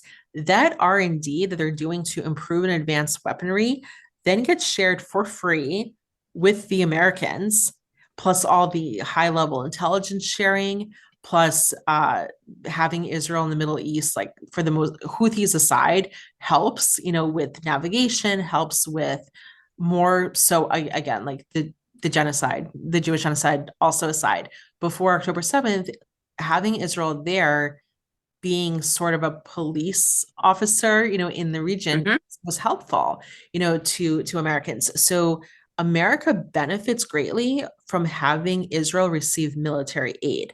Plus, Israel does not squander the military aid because every penny Yeah. we quote unquote give them goes Defense. back into the American economy. Yeah. And for Ukraine, so the military aid we give to Ukraine, it has been endless. apparently billions upon billions is missing that Zelensky admitted to. He's like, oh, we don't know where 100 billion. Like, okay, so it was over 350. Think of that number. Over 350 billion, the US, I don't know how much Canada, but the US gave to Ukraine. Of the 350 billion with a B, 100 billion Zelensky cannot account for. And a lot of the weapons that America sold or not sold, gave to Ukraine, The black market. they sold on the black Yeah. market to the cartels, to Iran, and to Hamas in Gaza. So I remember the IDF soldiers were taking pictures of these weapons that they were confiscating and literally said "Made in America," and they're like, "Huh? Like how did that get here?" Well, they found out like through the black market with Ukraine. Mm-hmm. That doesn't Yeah. surprise me. So it's insane. So we don't know where the money went. They're highly, highly corrupt. There's reports that have been verified that a lot of the Ukrainians who escaped Ukraine, who are now living all over Western Europe, they're the ones who are spending millions of dollars on shopping sprees. They say, like, if you go to Paris, go to Chanel, go to Gucci, go to like all those high-end stores, it's filled with Ukrainians. Like, I don't see Israelis like shopping at Chanel and Gucci all over Western Europe. It's all Ukrainians because of the corruption. Like, Yep. how is Zelensky's wife shopping her heart out and having covers on Vogue magazine in the middle of a war? Like, how the hell does that work? But like I said, it's a lot of glossy, it, ta- it just takes a lot of suspension of disbelief to believe a lot of the stuff the left is, buying into. Right. Like, they think that they're like saving like Ukraine and all of that, but what they're actually doing, they're contributing to corruption. Mm-hmm. And by the way, all the sanctions on Russia, like, it didn't affect them. What happened was, and you and I briefly touched upon this in our private conversation, Yeah. it drove Russia into the hands of terrorists. It drove Russia more closer to Iran, drove him closer to China, and their natural enemies, right? Drove Mm-hmm. closer to Iran, China, and Turkey. Turkey is no friend to anyone. But in a way, again, like, I'm not making excuses for Putin, but think like put yourself in Putin's position. If the whole world shuns you, but you need some kind of allies, those are the only allies that are left. So of course you're gonna go to them. You're not gonna be by yourself. Mm-hmm. So when people now complain, oh, like, he's now, in the hands of terrorists, I'm like, well, that is your doing by placing idiotic sanctions on Russia. Well, yeah, like it's like that circular notion, right? It's just really frustrating because the U.S. had a chance to have better relations with Russia for years, and they continue to reject it, and take a hostile approach instead. Mhm. And now they're running. Oh, why is Russia upset? It's not. It doesn't take a rocket scientist, right? When we started out with Putin, it seemed to be at least a decent relationship, right? And it seems over the years that the West, just not the United States, but the West in general, like progressives in Europe and all that kind of thing, just made it worse. They just continue to, like you said, isolate him and push him in the corner. So, like you Okay. said, And like now they want to send troops from Britain, like, or what's it called? Yeah, from Britain, from not Italy, from France. Like, they're pledging troops now. So, like, okay, if America under Trump is definitely not going to support with any troops, so you have your young people die for what? You don't have enough weapons. You don't have enough anything to fight to fight Russia. So this is all just posturing. And what makes it so laughable, they supported Russia through the gas that they were buying. yeah, They were buying gas from Russia, yeah, not the US, because they don't believe in nuclear power. They believe in, or it was, sorry, yeah, they couldn't convert to nuclear power, so they don't have, obviously gas of their own. So of course they needed the pipeline from Russia. So I don't know what's going on with Europe, but their mind is not working for sure. well, Emmanuel Macron, he's quite the drama queen. in many ways. Yeah. So I don't understand like what is going on in France. Like what, but like why, right? Like this is what I can't understand on my own. What is driving Western Europe to act against their interests, to posture against Russia, and it's harming their citizens? First of all, short term, long term, I Yeah. don't understand the not only the optics, I just don't understand the geopolitics there Okay. whatsoever. So that comes from the belief in Russian irredentism. And for the audience, just for the audience to understand, the concept that Putin wants to Mhm. be much like a Russian version of Hitler. He wants to take up all the old Soviet satellite states and once again make them Russian territory. And that's what this whole thing is based on. And that's how NATO justifies their war, based on Russian irredentism, right? This concept that Putin just wants to take all satellite states back and make them Russia again. Which he never said. And like, yes, like there was one speech, he's like, oh, the collapse of the Soviet Union was the Yeah. greatest mistake. Well, duh, like he has the right to say that, Yeah.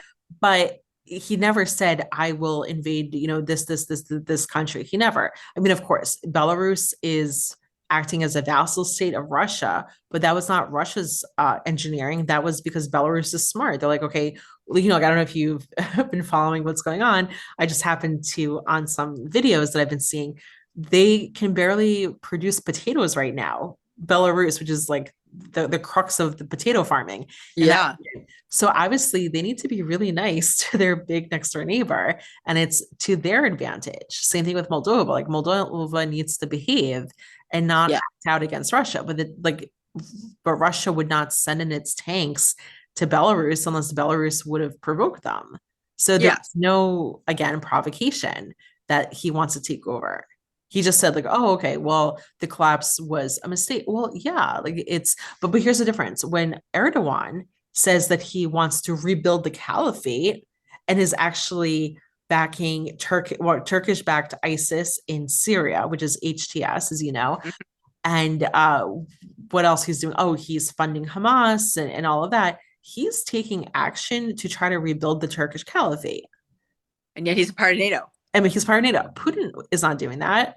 So Yep. again, I think it's like their hatred of Putin. You're right. Like they're comparing him to a modern day Hitler. They're not seeing the forest for the trees, Yep. and they're blinded with pure ignorance, just as they're blinded against Israel.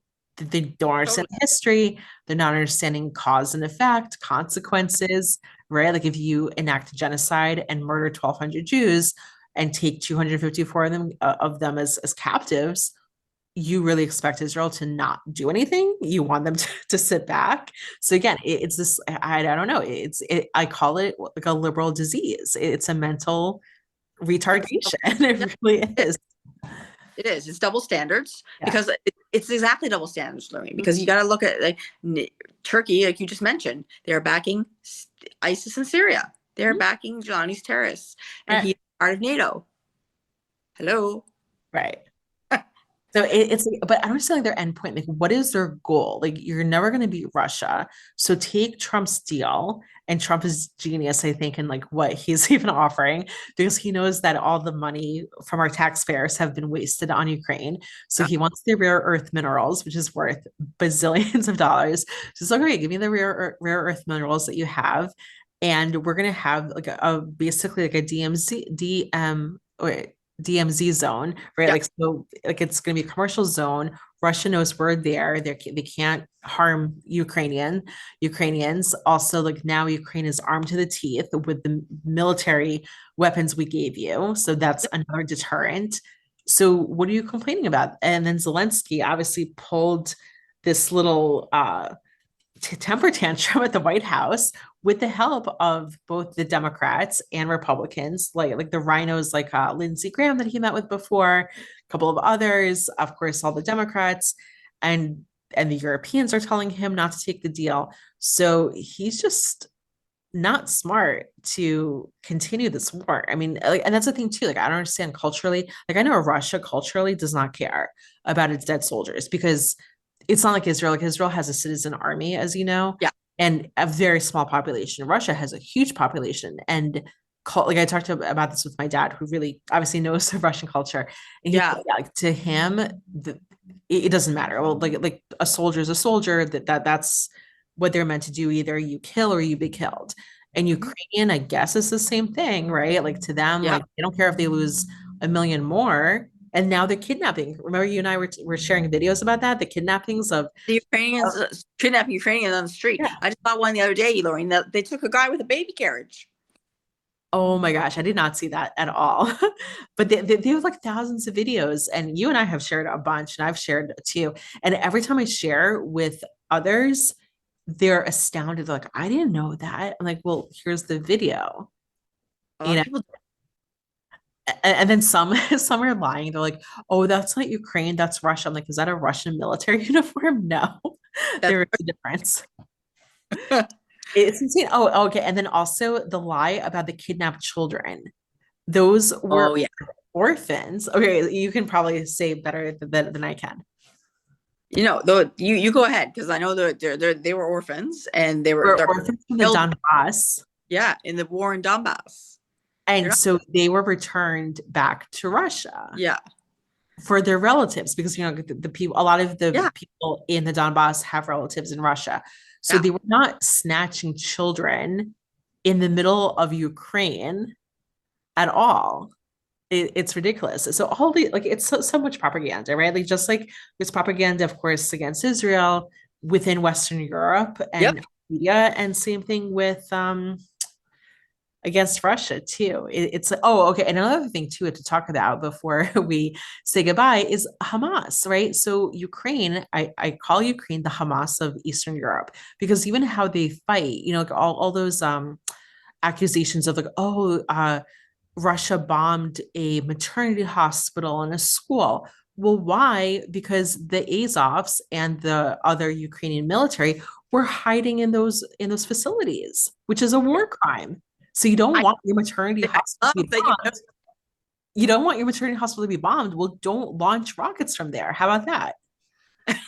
I recognize this because no, you're the only other person I know that has talked about this. Did you know that Amnesty International, I can't talk right now, released a document? It was like a report talking about condemning Ukraine for their tactics, right?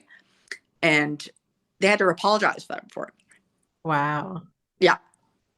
I Can mean, you amnesty is so problematic, of can you course. imagine having to ask the media asking them to apologize to Hamas? They would never do that.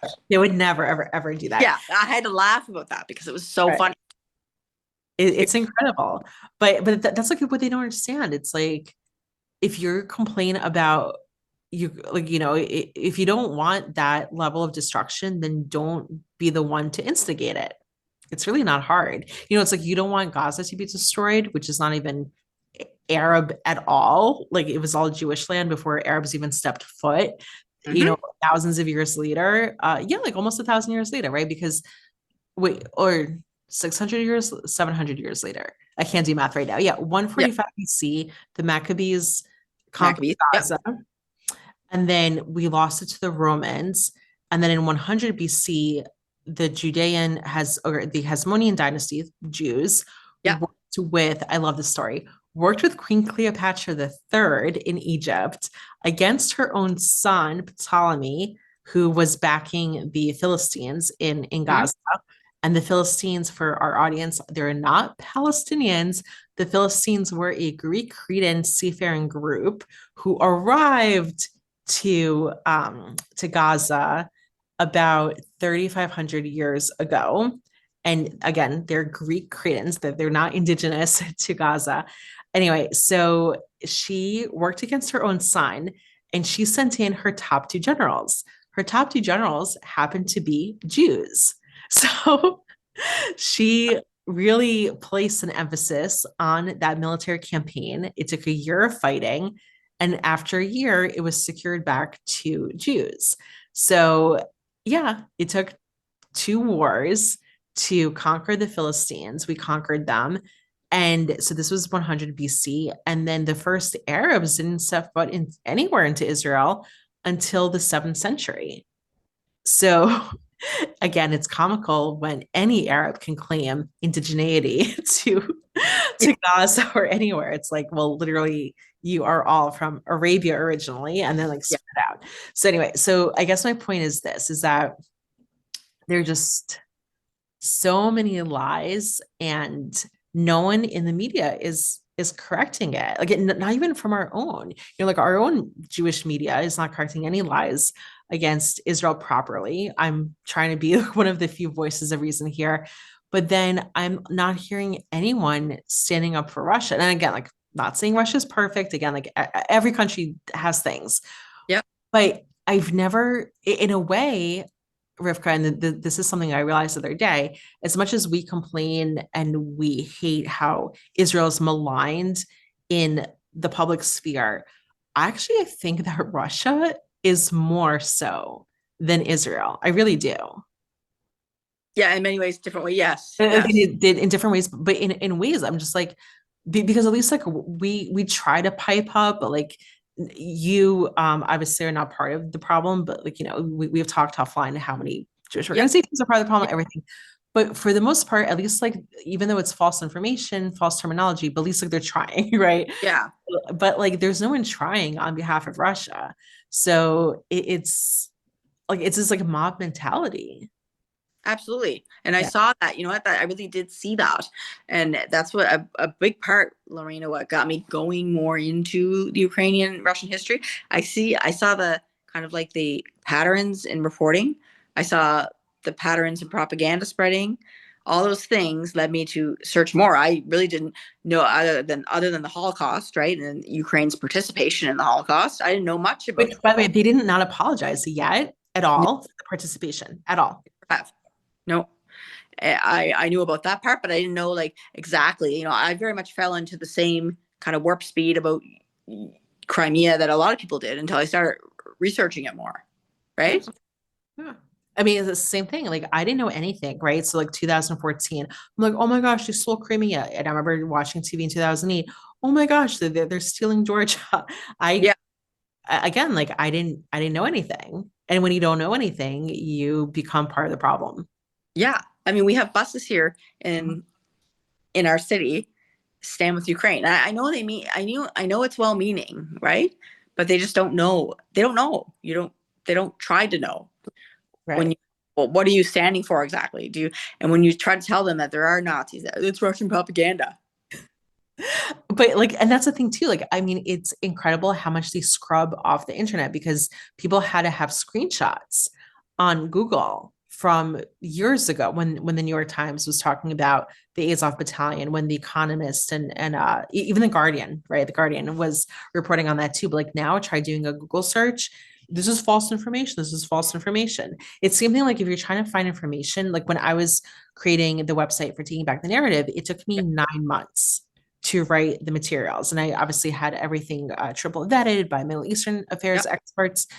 But it took me such a long time to find anything on the British occupation, because it's all scrubbed. So, like, if you try to find British occupation of Palestine, it's all incorrect information, like 99% of it. And like, you really have Yeah. to dig through, you go through academic journals, and it's all even worse information. And because that's the thing, like, you have to know the history to know what's false and what's not false, right? Same thing with Russia. Like, it's just like, who has, like, unless you're really interested, who's really going to take that extra step in researching how was Ukraine formed, who formed it, who lived there, who makes up the population? Like, that's what you and I did to really get to the bottom of what's going on, and to shape our actual opinion and mindset. Because, if I didn't know anything, you'd be like, oh my gosh, Russia's bombing Ukraine, and they're evil. And like, like, imagine not knowing anything about the Donbass, massacres, basically. Imagine not knowing anything about NATO expansion, about the Warsaw Pact. Yeah. And people will still say, well, this whole Ukraine thing is proof that NATO needs to be in NATO needs to be in the Baltic states because Putin's gonna come and take everything. Right? Like, Putin's like the big bad bear. Like, Yeah. no, like Putin, like Russia, like that's what they don't understand. Russia is a huge nation. It is the behemoth of a nation. It has all the resources. And by the way, that's what saved it from sanctions. So they said like actually sanctions helped them so much because they Mhm. started producing more within Russia. It ramped Mm. up their manufacturing, it ramped up their employment rates. Like it Yeah. didn't hurt them whatsoever. So it's laughable. Like if Russia doesn't get something imported from France, they can make their own chocolate. They can make their own anything. Well, and the other thing is funny about it, the argument of Russian irredentism, Lorraine, is that he's been in power for like a long 2 terms, Yeah. Putin, like a long time. I think if he wanted to do that, he could have done that like by Oh, now. yeah. That's the thing. He easily could have. I'm not saying he could have taken over all of Europe, but he, No. with his tanks, could have taken over a couple of countries by now, Yeah, for sure. For sure. easy. And they would not have resisted. So, and there was an article lately, of course, like now we have a very, well, I wouldn't say that Trump is pro Putin. I think and he's not pro Ukraine. He just wants our money to stop being fleeced over, obviously, to Ukraine. But he, like now it's definitely shifted here, especially amongst the Republicans, right? Like we don't have that, like, oh, Ukraine is so awful. You just have that only on the left. So Mhm. now there are more articles being written.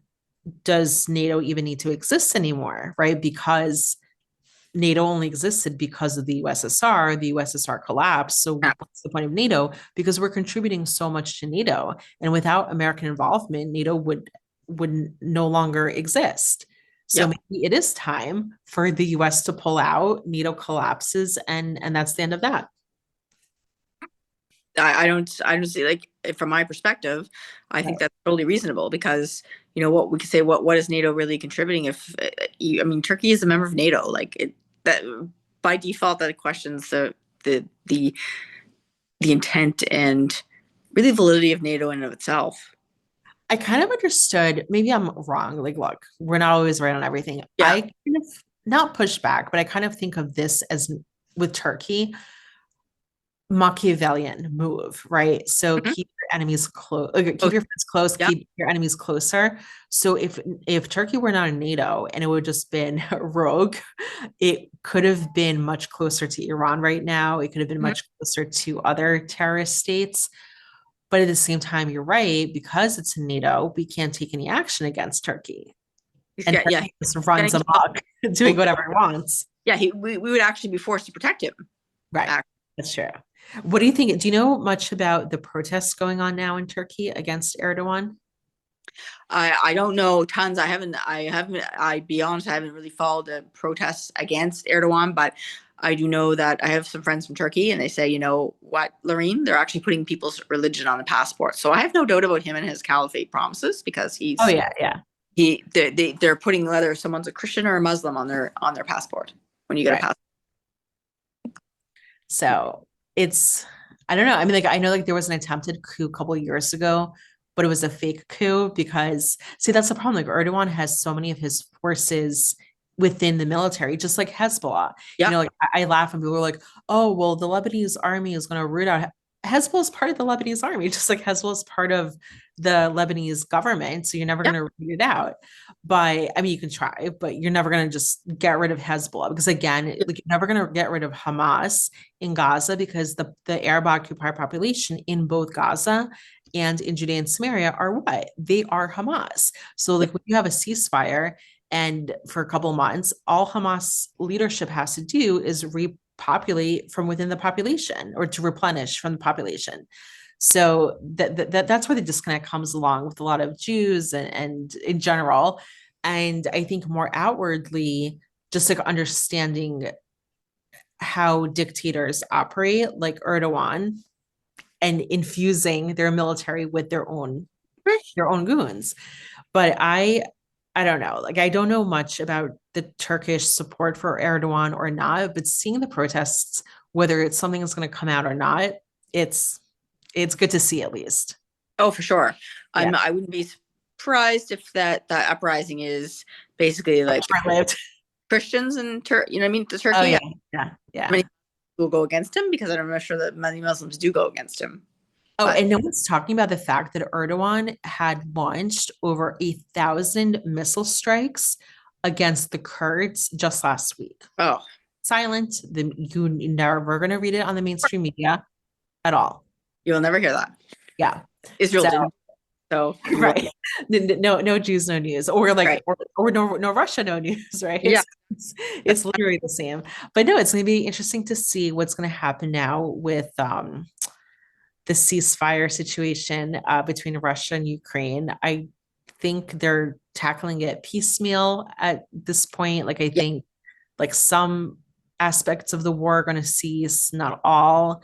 I Mhm. mean, for sure, Ukraine is not going to join NATO at all. That's off the table. And I believe that Russia is gonna get back the Donbass, Yeah. And Crimea, which is, right, and Crimea. So yeah. what was the point of this war with millions of dead? I'm not sure exactly what it was, but it I was think I think it was like Western Europe trying to fluff its feathers, and maybe it just spectacularly failed. it was a completely preventable war. Mhm. It was, and people, and whether we can condemn Putin for invading or whatever, that's fair. If people want to take that perspective, it was still totally provoked. People can't say that the West did not provoke Putin into. And I also don't call it an invasion. Yeah, It was a retaliation. yeah, exactly. Yeah, that's a valid point. Mhm. Like an invasion is what the US did to Iraq. I mean, like now that like we know that for the Yeah, most part, he probably didn't have any weapons of mass destruction. We invaded Iraq and we destroyed Iraq. And that was also a needless war. But like there was no provoc there was well basically no, like we destroyed Iraq because Baby Bush wanted retaliation for Saddam wanting to kill his daddy. And like he even admitted that. He's like, oh, like Saddam tried to kill my daddy. Or you know how he used to call him his daddy, which yeah, is weird to say publicly, as a leader. And so many American soldiers died for nothing. Also needless, for that aspect. So it's such a waste. yeah. It's and when we talk about wars and stuff, unfortunately, wars are a waste. Sometimes there's just war. Sometimes there is a Yeah, valid of course, point. of course. I'm actually like Wars are I'm valid. not yeah, I'm not a pacifist. I'm actually Yeah, pro-war when it's absolutely needed. absolutely. And even, I mean, this is going off topic, but like even now with Israel sending its troops back into Gaza, I say why? You're not getting the hostages back by sending in the troops, and you can get the hostages back by enacting finally a full siege, like you were supposed to do, you Mhm. know, 16, 17 months ago. So I also don't want, and I could look, I feel more closely because these are our people who Yeah, are going into Gaza. I don't want like any more of our men and young boys to die. So I think leaders need to be a little bit more judicial with military. yeah, Like America has military all over the world, but we're, for the most part, are using it in preventable measures yeah. for deterrence. But I don't know. I mean, we're going to have to wait and see what's going on with the political leadership all over Western Europe. I mean, first of all, Western Europe already fell for the most part. It fell to Islam. Like you see what's going on in the UK, France, Germany. They might as well be part of the caliphate anyway at this point. Like, yeah, this for like this kind of like liberal ideology that you see that allowed that to happen. You see it really reflected in people's responses to Zelensky meeting at the White House. You remember? Oh my God, he treated Zelensky terribly. Trump actually really was pretty pragmatic, pretty much up to the end. Yeah, And and also they only showed 10 minutes of the yeah, meeting. They said the rest of the meeting was very cordial. It was yeah, something shifted. Actually, they said it shifted when Zelensky uh when one of his aides whispered something in Zelensky's ear. So they're now thinking that maybe he was being reminded what he was meeting about in the morning. He had that breakfast with the Democrats and the rhinos. yeah, So maybe that was like a little bit of a reminder, like, hey, like don't forget about this thing that we talked about before. That's when everything shifted. yes. Yes, and I remember he became quite boastful, and Yeah. he wanted to change the trajectory of that meeting basically. Also, remember that the Democrats are going to do their best, their utmost to prevent Trump from having a political win. And Trump ran on peace between Ukraine and Russia. So anything that they can do to thwart that win for Trump, they're going to do at the expense of Ukrainians Absolutely. and Russians too, of course. Yeah, absolutely. 100%. There's no question about it. This is all about, ego politics, and whether, you sacrifice peace or not, it doesn't really matter. Yeah, it's all for the greater good of their political points that they want to score, which is, again, atrocious. It's not, I was going to say sad. It's not sad. It is atrocious. No, it is absolutely 100% atrocious, because this should never have gotten this far. No, all he had to do was not renege on the Minsk II Accords. They never would have been invaded.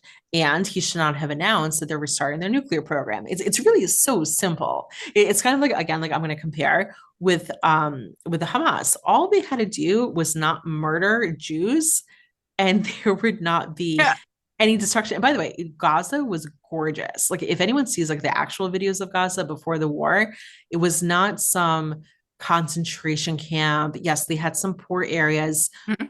Israel has a lot of poor areas, by the way, and the ones in Gaza, just like the ones in Judea and Samaria, they're actually intentionally kept poor. I mean, Qatar and Saudi Arabia poured millions of dollars, billions of dollars, and had Gaza built beautifully.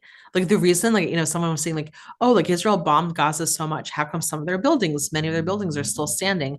Like the bones of it, because you can just see that it was built well and built gorgeously. I remember like seeing some of the videos. I'm like, wait, like my university didn't look like that, because my undergrad was American University. I'm like, we didn't have such nice buildings as that, or apartment buildings that look like that.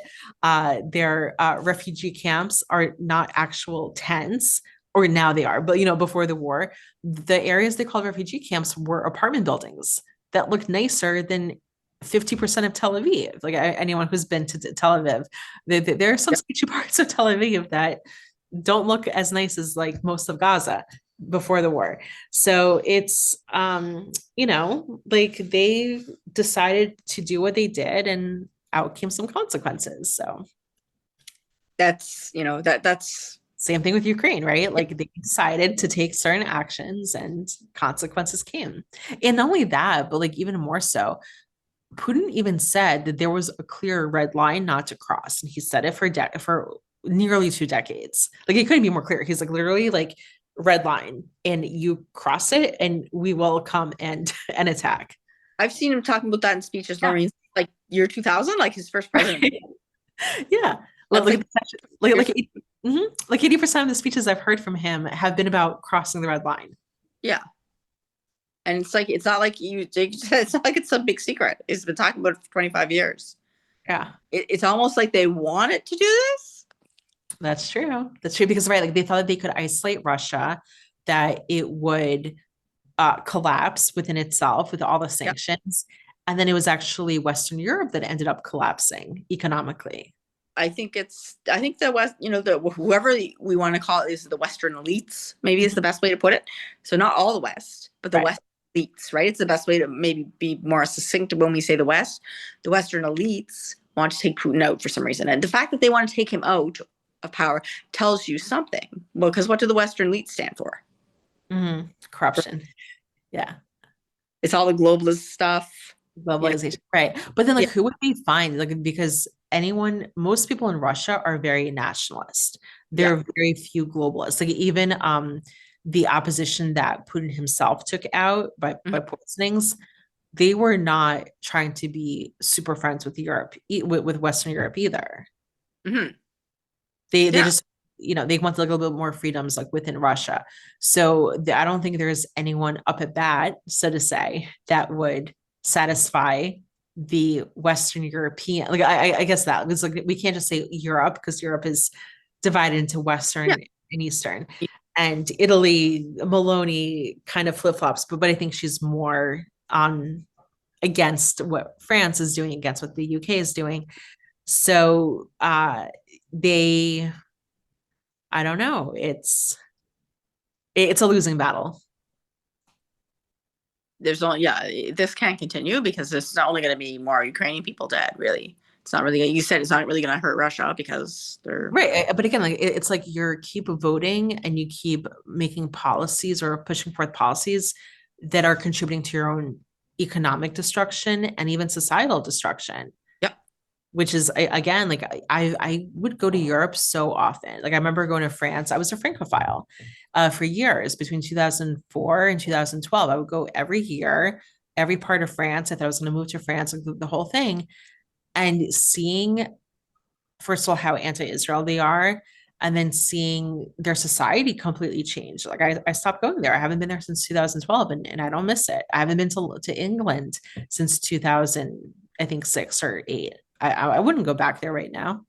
Mm-hmm. No, Yeah. no, wouldn't go anywhere near pretty much. Right. Well, the Eastern Europe is actually really safe and fun. Like I was in Serbia, I was in Montenegro. They're excellent. By the way, very pro-Israel. Like Serbia, very pro-Israel. Like I remember being in this mall, this outside mall. They had all these Israeli artisans there. No boycotts, like nothing. So we need Orban to keep doing his job in Hungary. Everybody hates him. You know that, right? Well, the left, not everybody. The left. The left hates, right? The left hates him. The more they hate, the more we love. That's right. It's everybody they hate is everybody I tend to like. Right. So, all right. Well, thank you so much. It was, oh my gosh, we talked for about 2 hours. Oh, it was. It's my first podcast, but I really enjoyed it. This is your first? Oh my gosh. Yeah. Rivkah, you're natural. I enjoyed discussing everything with you. It was very interesting. I'd like to do another one. We should talk about a few other items, maybe sometime, like the left, Absolutely. Left through different, in the West. How does that carry through to Europe? That'd be another interesting topic. Absolutely. No, you're such a natural. I thought that you had done many podcasts. Oh, no. And you have to excuse me because I've been up since this morning. I'm a little bit tired, so I'm probably not the sharpest. Today. No, you were perfect. And actually, if you're interested, you would be a great person to have your own podcast too. Oh, that's sweet. Yeah. I have never thought about that, but I definitely like to do a few more for practice with you. Topics. Sure. Anytime. I have some good repeat guests. Not many, because I'd like to diversify. Yeah, but absolutely. You're one of my favorites. So thank you so much. And also, it's such a pleasure to put like a face and a voice to just like a name on Facebook that we keep. Oh, right. It was so enjoyable. We have a lot of similar beliefs, like politically, so it's nice to connect with someone that I can relate to. Because you can imagine, I can't relate to a lot of Canadians. I'm very different. I have more of an American mindset. So it's very difficult for me to relate to that hyper liberal. Like I used to be more of a centrist, okay? I was more, I'm not like, oh yeah, far left, far right. I used to be like, let's go with the middle ground. What makes sense? What's pragmatic? What makes sense? And what helps everyone, right? Which means good economy, right? Don't demonize our energy sector. Right. But that's everything that the left does here, right? So I started moving right. It was like a slow revolution, kind of like an evolution. I was never far left. I was never like a super, but I was probably more centrist at first when I was younger. And then I started moving more to the right. Because you became smarter as we get older. 100%. No, and by the way, if you're ever in New York City, let me know. We'd love to, show you around and take you out here. That'd be great. I'd love to. Absolutely. All right. Well, have a good evening. Get some rest. And again, thank you so much for such a wonderful conversation. Thank you. Shalom.